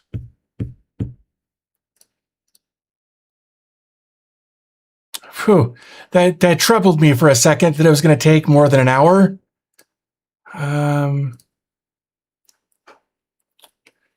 Cool. So here are the photos that I uploaded. So let's look up car. No results. Now, in fairness, I didn't give it very long to think about it, right? Took that photo yesterday. Wife and I went out for bike rides on our new e-bikes, had a great time. Did like 18 miles or something. It was a lot of fun. Took that at the same time. Imagine that. There's my car that died the other day. That made me really sad. And here's the car I bought since then. Though I'm concerned about the low fidelity of the images that are popping up. Oh, there it goes. It's really, I guess it's processing what's going on there. I want to go back to Resource Manager and CPU. It's definitely using more oh, that's the temperature. Mental, thanks. We actually really enjoy these bikes quite a bit. They're TST bikes. That's the name of the brand. Specifically the R002. They're a lot of fun. I need to make a couple of tweaks on them to tighten up the front end, but that's super simple. I just did things in the wrong order when I was putting it together. But they're a lot of fun. Glenn says, do not buy ice cream in California. I believe that. I really do. It's actually really cold here in Colorado, or at least in the Springs today. Like a high of 70. It was like 55 when I woke up this morning. And now that's loading properly. So I just bought that a couple of days ago after my other car's transmission took a big old dump on me. So now let's look up car. Nothing yet. Try AI search to find more. Model does not exist. AI search. Interesting. Search option. Huh. I wonder why the AI model doesn't exist.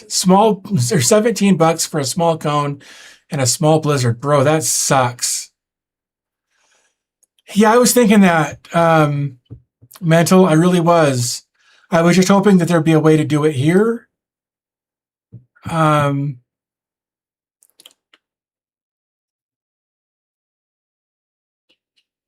I don't see a way to add the model. Let's close all of this out. That's the economy, same here in Denver. Yeah. Let's see, AI settings. Here we go. Model installation requires 20 gigs. Holy cow. Well, let's put it here. We want it to be fast. Personal similarity preference, default. That's fine. Select model installation. Face recognition is the only one available. Or we can import from the NAS if I had one. Let's install the model. Let's see when. Yeah, we've got to install the model before we can actually get it to do anything. So let's do that first. Once this one is done, we'll also do the smart recognition because there's people and there's smart recognition. So we'll do both. Yeah, that little N95 is going to hurt. Here's the thing, though, is it's actually it's been verified to work on this specific CPU. I verified that very, very directly. I was like, look, I've got this model, and I was told that it would work on the N95, on the N100, and that sort of thing. So I still agree that it's going to make the CPU hurt, but it should still work in theory.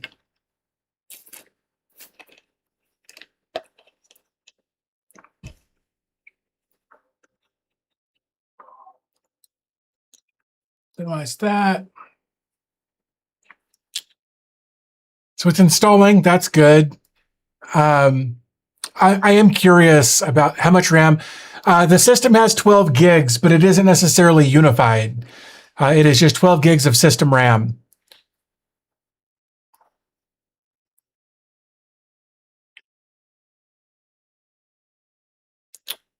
All right. So let's process unrecognized photos. Task is running. Good. I want to come in. Okay, here we go. No, that is temperatures going up. The CPU utilization was at 58% there, 53% rather. So it's doing something. I'll give it that. It is definitely doing something. So while that's doing that, GPU, CPU, Intel Incorporated UHD graphics. So apparently it's going to use all of that. I'm going to install this other model as well. So that's pretty neat. It's installing that. Let's come back over here and look. Cool. All right. It's doing something. That's good.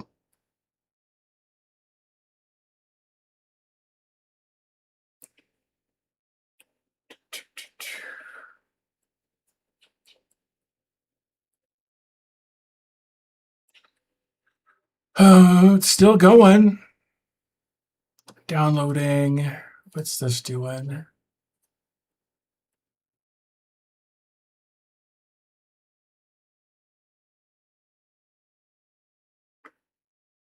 I mean, it seems to be handling it all pretty well. I mean, all things considered.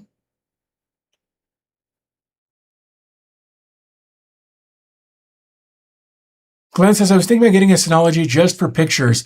Honestly, man, I would go TerraMaster or Ugreen before Synology for something like that. If I'm completely honest, I would probably not go Synology just for someplace to store your photos. Again, I would go TerraMaster. I would go Ugreen before going Synology. I don't know. But that's personal preference for me, I guess. So now we're installing this other model. Let's see what the CPU is doing. Let's back up a little bit. But in fairness, I still can't hear that B-Link ME Pro over any of the other stuff that's going on. Stupid, what are you doing, man? Focus. There it goes. So the ME Pro, the device that we're running all of this on, is still really quiet, all things considered, for what we're doing to it. You actually want to get away from image. A lot of people are switching over to image for different reasons. Let's process unrecognized photos. All right, so it's working on that. That's good. Let's close that. Okay, now let's say car. Nothing yet. Person. Nothing. Interesting. Oops. Switch to AI search. I'm wondering if I can like tag. Zoom in, info. People. That is David. Create new person. This one, nope. Oh, done.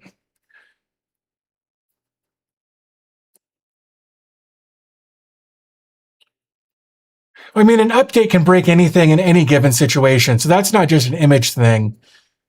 So I think you just got to remember,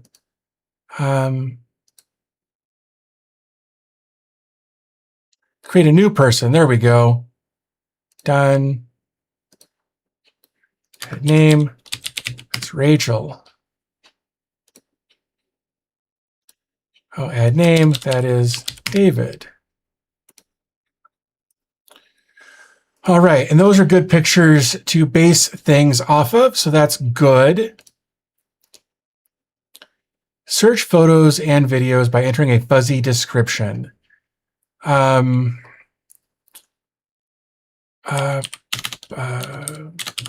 Bicycle.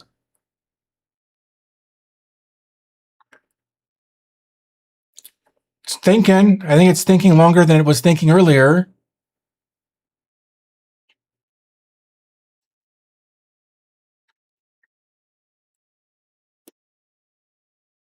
No results. Try adjusting your description.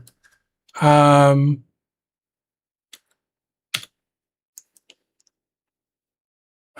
let's see. What other thing? Bike. I was thinking bike, but bike. Okay, that worked. That actually gave us more than bicycle, which is weird. So it doesn't matter that we created me. That's funny. Person. Huh.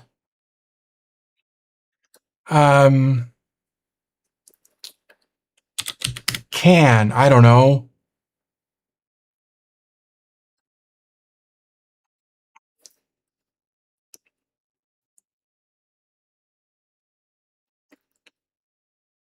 Had to completely redo yours after a database update. Hey, it found the can. That's awesome. These are actually really good. If you haven't tried them, they're actually really good.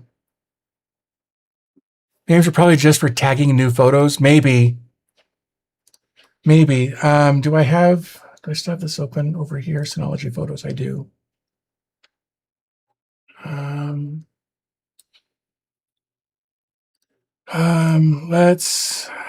Damn it.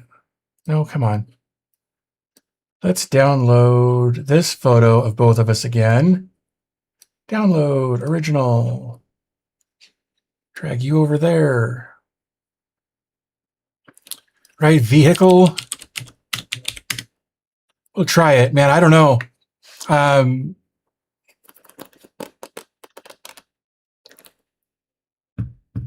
We'll try this and see what happens. And then hopefully by that point, no results there either.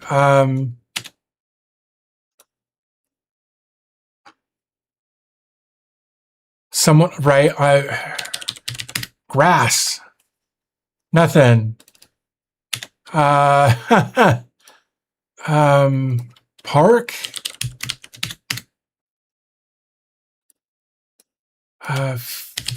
Field. Man, it's not giving me a lot of assurance here, guys. Yeah, dude, I've tried car several times and it gave me nothing. I wonder, does it share, favorite, zoom in, add to album, delete, info?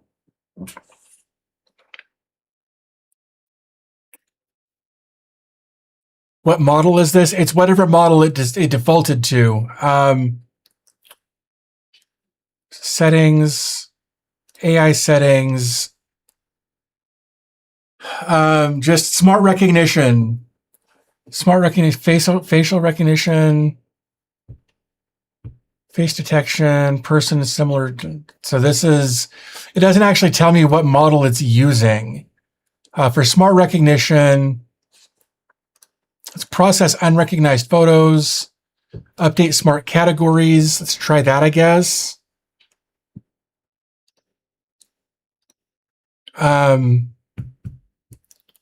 Video enhanced recognition. I mean, sure, but I'm not doing anything with video, so that shouldn't really matter. Process unrecognized photos.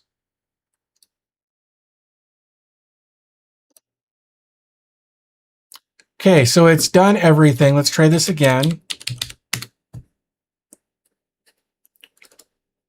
Interesting. So apparently the search could use some work. It needs to learn, right? Because like I gave it this and gave it our names. Right, if I go to info here, it's got our names there. So then if I go back to here, so I said it can add 3 faces. People. This is Rachel. This is me. That's somebody in the background. Let's do this. So then I would think, right, that I should be able to search by name of person, right? That's the whole point, is at least I would think, right? Like I've named these people, so I should be able to type in Rachel and it should be able to search, but maybe it's the AI search that's causing the issue. Let's turn off AI search. Search for Rachel. Hey, look.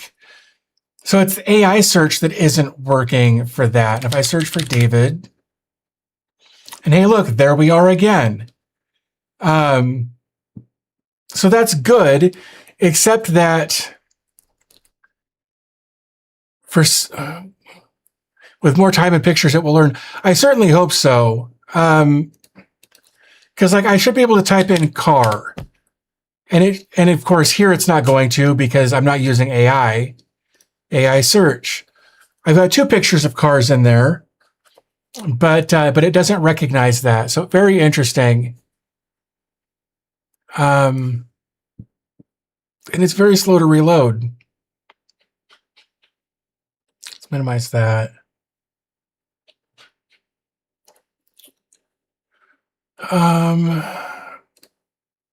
Can't really do anything. Oops, information. UM8 plus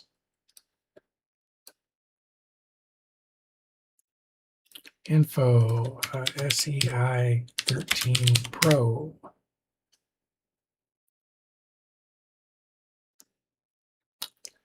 I mean, maybe. Again, like I was able to, when I'm not using AI search, I can search for my name and it does fine. So then if I come back over here, I'm sure I've got other pictures of me that I can use.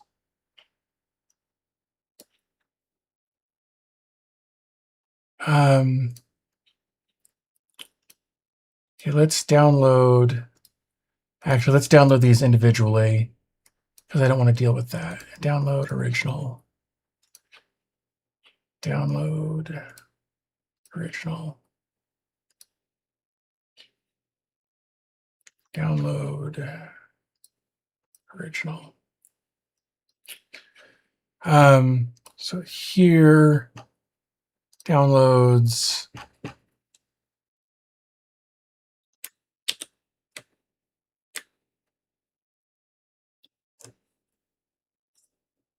Why? Did it not save them? Is that what happened there?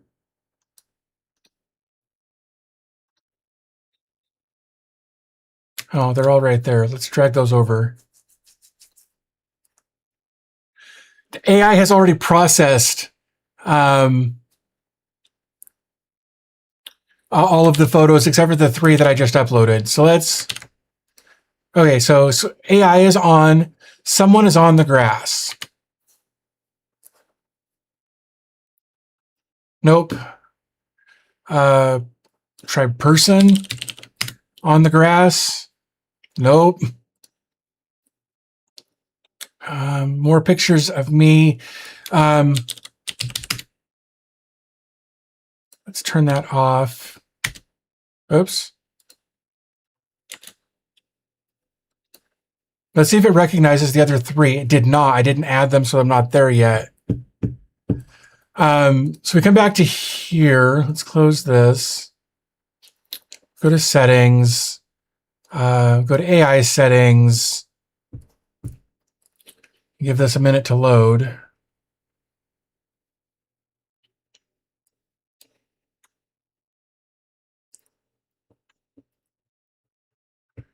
Videos. So for facial recognition, process unrecognized photos. Let's try that.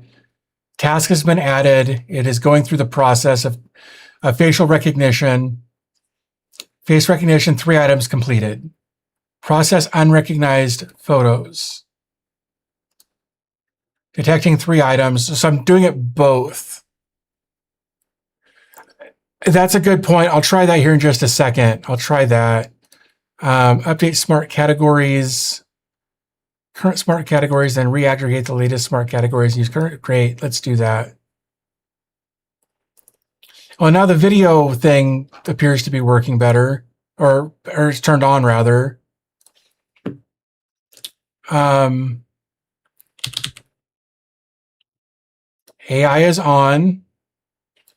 AI search. I'm not really feeling good about this, but we'll see.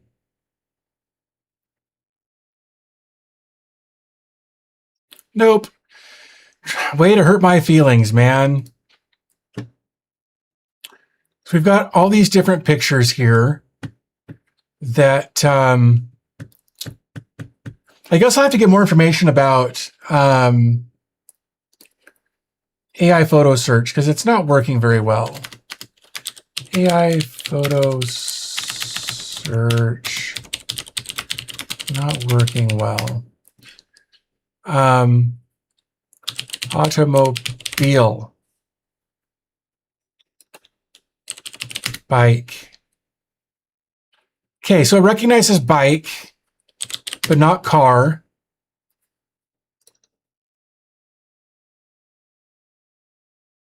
Tried man, that didn't work. Let's try truck. Nope. SUV. Nope. Huh. Well, I think that's enough of that. Okay, let's try this. Let's try UM880. Oops, 880. I may have to turn that off. Yeah, there it is. Because I specifically tagged this one UM880. Human? Human. No.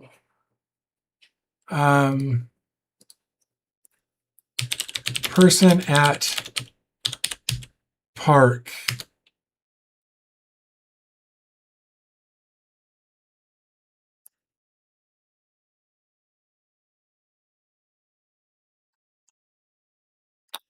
Nope. No idea why that's not working. Again, this is still early development. Hopefully it will get better. Yeah, confirmed DB Tech is not human, he's AI. I think that's fair. Yeah, their model needs more training. I agree with that. But I feel like I've given it a pretty wide assortment of things here. Like we can do, damn it, come on, original.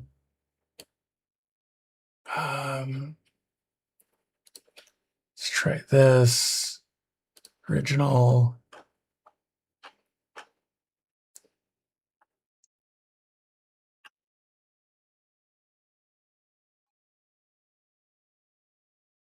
All right. So I've got a couple more pictures here. 106, 107.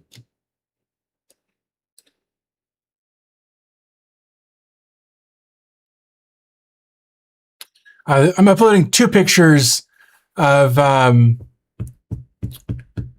cats. So let's see. Where are they? There's one there. There's one there. Information. Okay. Information. Okay. So then let's come back over to here. Let's go to AI settings. Let's process unrecognized photos, not videos. Should be 2. Yeah.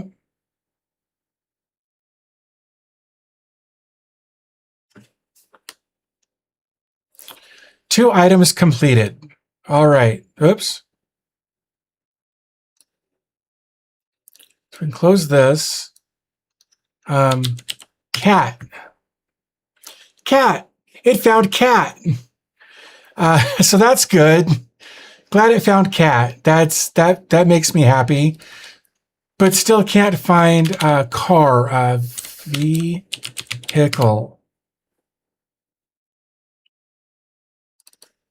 Automobile. Car. Yeah. Found 2 pictures of cats. That doesn't make any sense, but I'm glad it did. If you could add different models to fit your hardware use case. Yeah. So I think you can. If you go over to here,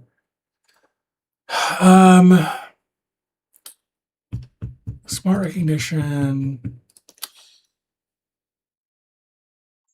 When we were processing these, there was the option to just install the default model, or we could install a model from our NAS. Yeah, import from NAS, more download options. Let's look at this.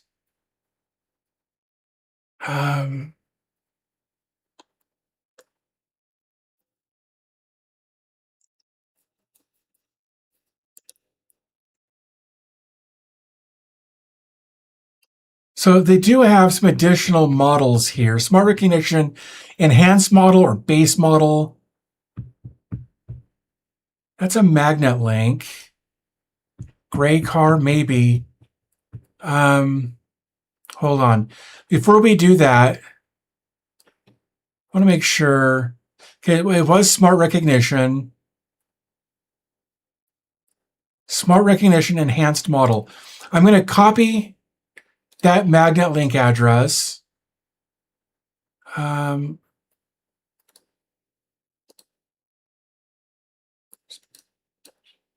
it. Come here. Enhanced model. We're going to copy link address. Select model file.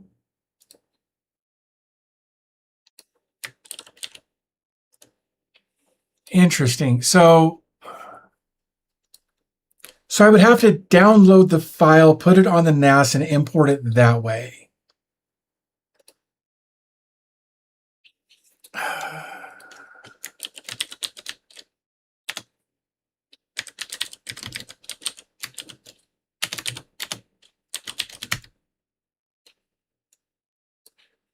All right, so let me grab this model, this enhanced model. I'm going to copy the link address. Download. All right, so I am downloading the Smart Recognition Enhanced model in theory. I've got my application opened over here, but it says the size is 0 bytes, and it says there are no seeds or peers or anything. Smart Recognition base model. I'm going to try the base model as well, just to see. Okay, there appears to be nobody sharing these models. And it appears the only way to download them is through these magnet links.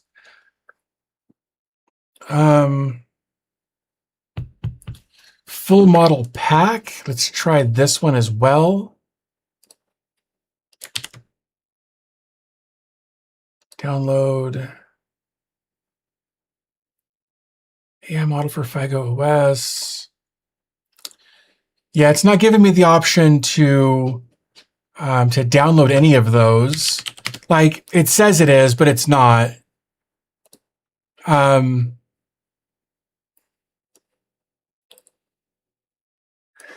So this is what we're working with, right? We have to download them first. These are magnet links that have to be downloaded first. So if you look in the bottom left corner, it says magnet : XT. Like, we can't just download the zip file. This is just the name of the file that we would be downloading via the magnet URL. And unfortunately, none of these are downloading.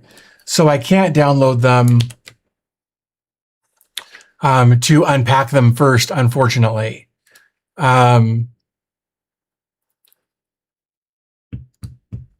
So enhanced model, base model. So these are the same ones anyway. With better recognition performance and higher accuracy for users who mainly search in Chinese or English. Enhanced model. Great, do that. Yeah, I am downloading it that way. I'm not going to put it on my screen because the moderators at YouTube are stupid.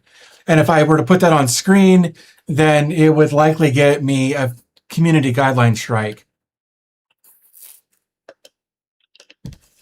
That's why I just showed the screenshot of it rather than the whole thing. So I am trying to download the models, but you have to do that through BitTorrent, with the magnet file or the magnet URL, and I'm trying to do that, and there's nobody sharing it. So I've got 3 files over here trying to download, and there's no seeds or peers or anybody with these files, so I can't do anything. But this enhanced model right here is the same thing as the enhanced model right here. So it's just saying that that this is a slower way to install it. Says download speed is slower and will take longer. I don't really feel like this took that long, but I would be happy to share that file in the community if they gave it to me. So I'm going to have to talk to them about that. Can't download, damn it, download AI models through magnet links. Yeah, so at this point, like I've already installed it and whatnot. I selected the enhanced model for this, which is the recommended one. Smart recognition settings.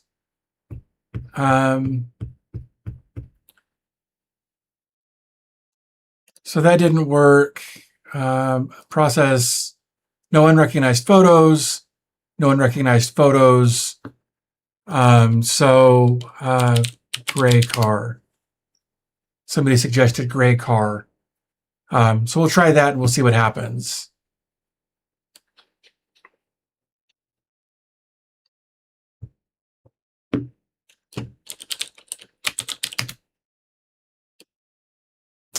Nothing. It thought about it for a lot longer. It would be nice if these showed me, like in this information, like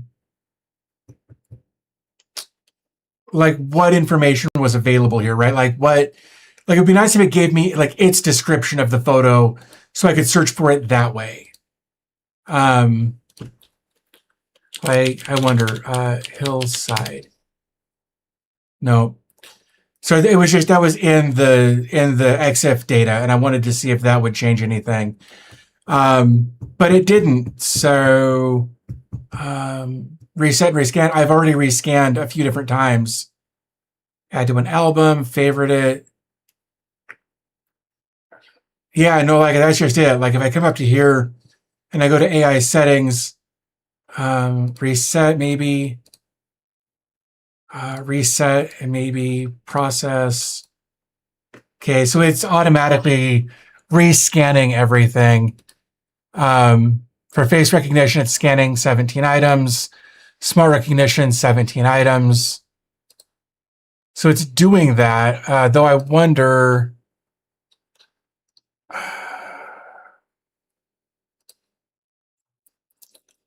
See, if I turn this off...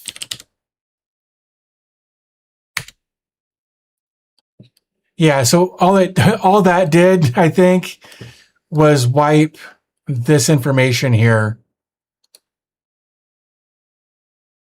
Yeah, now I don't see faces in here at all. Slideshow, add to album.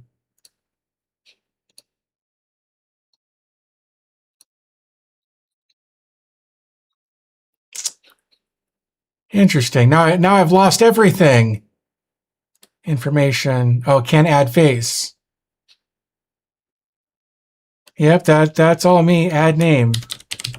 David. But why isn't it recognizing her face now? Maybe it's still processing. That's really strange, though. Can add 2 faces. People. Create a new person. There. Confirm. Oops, damn it. New person. Confirm. Done.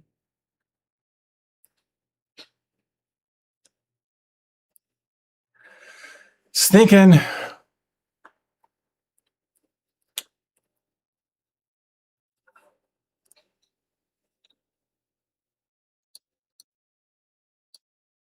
Oops. Create a new Oh my God. Why? Done. Okay. Close.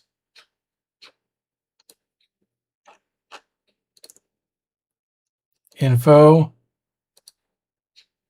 Add name. Rachel. She's in both of those. Good. But what I find interesting here is that if I search for David, right, photos of me come up. But if I turn on AI and search for David, right now AI is turned on, and do AI search. We'll give it a second to load. Seems that the app deletes the entire source code when a new AI model is uploaded. Yeah, it really does. So now with AI search enabled, if I search for David, it's like, no, it's not going to find anything. But if I search for people, nothing. Persons, nothing. Person, nothing.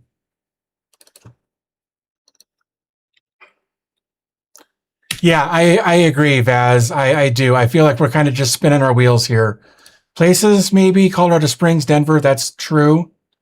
Categories, enable smart recognition. I thought I did.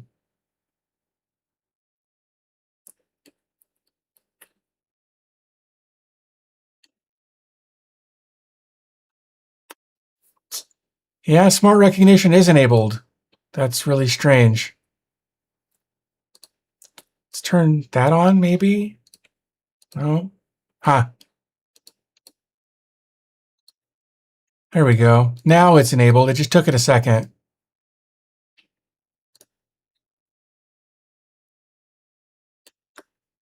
Media types, photos, check duplicates.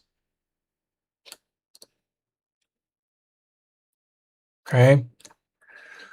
All right. Well, I think that's enough for photos at this point. We've shown that some of it works, some of it doesn't. I've definitely got to get more information about the AI aspect of things.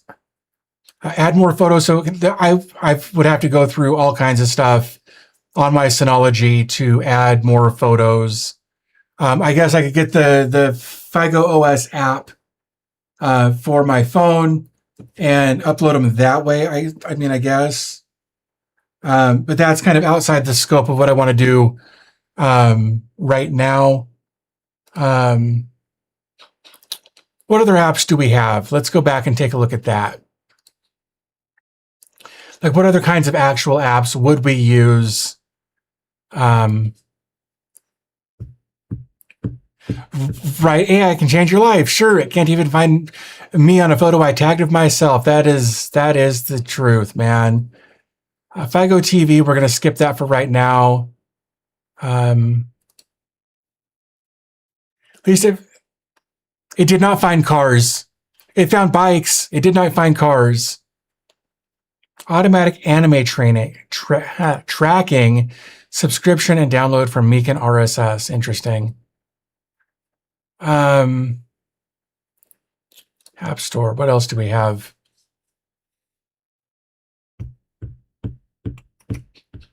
It really is slow sometimes. I will give it that. It is. There we go. So we got this thing for AMD. We got FygoOS Sync, which would install an app on my phone. Probably not going to get into Media Server today. I don't want to deal with copyright stuff right now. It's why I've been reluctant to show certain screens. Yeah, it's good for cats and bikes. That's about it at this point. We did Office documents, text editor, file snapshot photos, virtual machine, MB, Git, which I like that it's got Git options for community stuff. Jellyfin, Comga, sync thing, sonar, radar, transmission. That's it, huh? That's really not a ton. Again, we're still waiting for people to create more apps for this. Again, this is still very early development. But from what I've seen so far, minus a couple of little things that are different, like with folder sharing and that sort of thing. I dig it. I like how simple it is to use.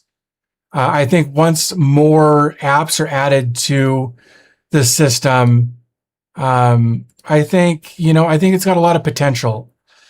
So I think it's great. I would be interested to watch this for a while and see to see what it does in the long term as far as adding more apps and that sort of thing, and just to kind of see what kind of support it gets from the community.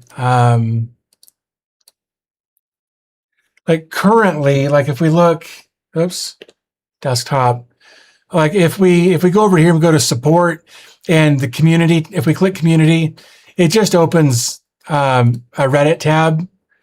So and it looks like people are in here asking questions, which I like. Unable to connect through SMB. Yeah, that was an issue I ran into as well at first until I created the folder. So I think it'll just be a matter of building the community around it. It does not have Portainer built into it. I think they'd have to get some sort of a partnership or something. I will say that it's got its own compose thing that you can use. From here, if you wanted to, you could install Portainer on this and manage it via Portainer. Or you could manage it like via Dockhand or Dockage or any of the different options that are available. You would just upload your Docker Compose here and deploy it that way. Or you could create a Docker Compose that way as well. It would be nice if there was a Docker run option. But it's still early development. So I would say give it some time to see kind of what their long-term plan is. But I think they're doing pretty well for where it is at this point. I think it'll just be a little while before it's fully fleshed out. And I think it's just going to take a little bit of time for that to happen. Trial activated. But I dig it. I think it's a good start. I'm glad that they reached out so we could take a look at it together. Minus the hiccup at the beginning when we tried to use Rufus to get this installed. I used Docker Compose section and installed Netbird. That's awesome. So I'm glad that worked for you. Change theme and wallpaper. Let's look at that real quick. Kind of curious about that.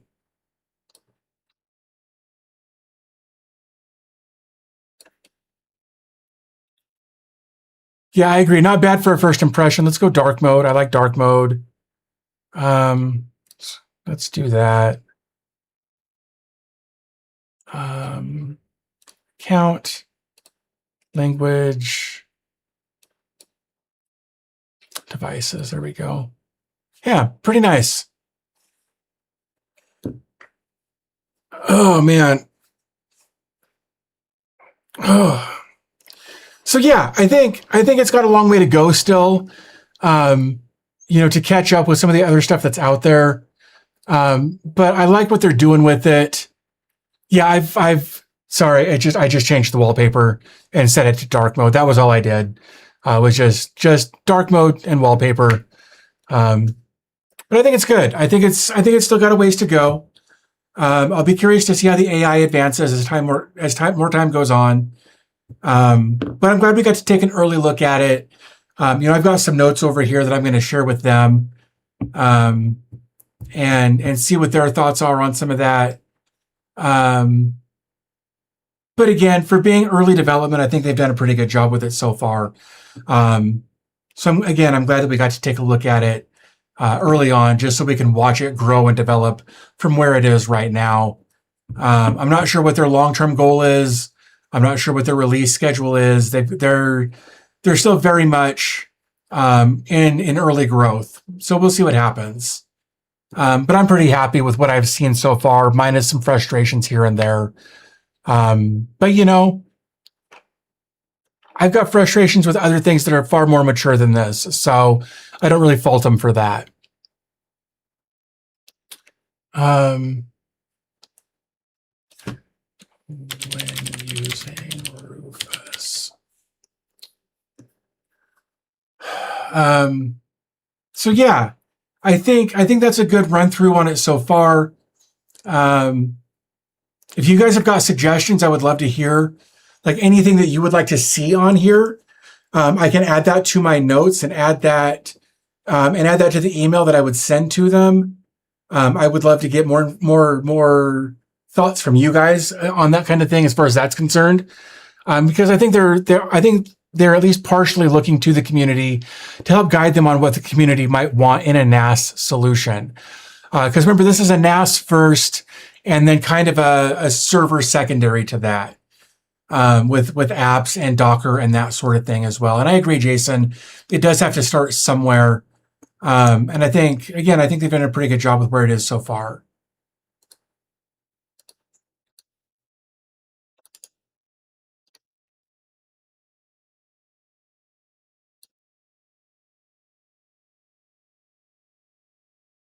Official RAID Z support. I think somebody earlier said that they had RAID Z support working. Maybe I misunderstood.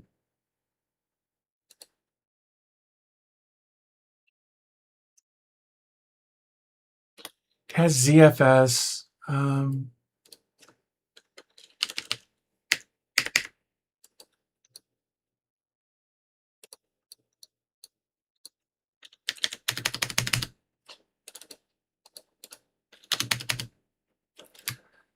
Requests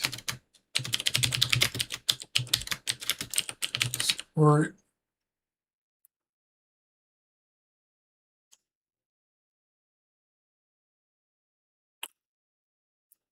It seems an interesting solution, which wasn't much of an image copy paste app. It shows potential, worth keeping an eye on. Yeah, I agree. It's worth keeping an eye on. I do agree with that. Not on the homepage. Oh, somebody earlier who installed, I think, said that they had mentioned RAID Z support on here. So maybe it's not on their official homepage yet, and maybe it's not even there. I didn't. I just went with the very basic RAID, since I've only got like one of each drive. I think RAID 1 or whatever. So that's what I went with, because that was what made sense to me. I didn't think that RAID 1 versus RAID Z1 was going to make a huge difference. Maybe it would have, but I didn't go that route. So here we are. No, I dig it. I think it's good. I think it's definitely worth keeping an eye on as well. I've definitely got some questions for them regarding, like in the resource manager, some of the spots where it was kind of broken up, as well as, GPU pass through. How does that work? The multiple licenses thing is something I'm curious about. The license being fluid, moving it from one thing to another. Be curious about that. Being able to download through the different AI models, would be curious about that as well. So lots of questions for them, and I'm sure that there will be a video coming up about this. Just kind of my first impressions of RAID OS of FygoOS. So yeah, I'll give it some more time, see what I think about it, make another video about it. Thank you guys for helping me kind of dig through some of this and troubleshoot some of it, because I am kind of a dummy some days, and definitely appreciate you guys helping me get through some of that. So I want to get a screenshot of this as well. Snip new.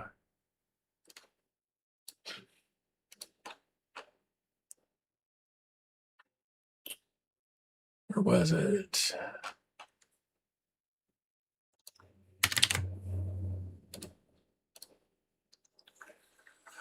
Vaz says, thank you for showing us the system. Yeah, no, I'm glad you guys were all here.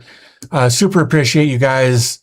I think I'm going to wrap this up, though. I got some other stuff I got to take care of today, but really wanted to take a look at this with you guys and kind of get a first impression with everybody there. So thank you guys so much for hanging out with me for the last couple hours and digging through this. I think it's got a lot of potential.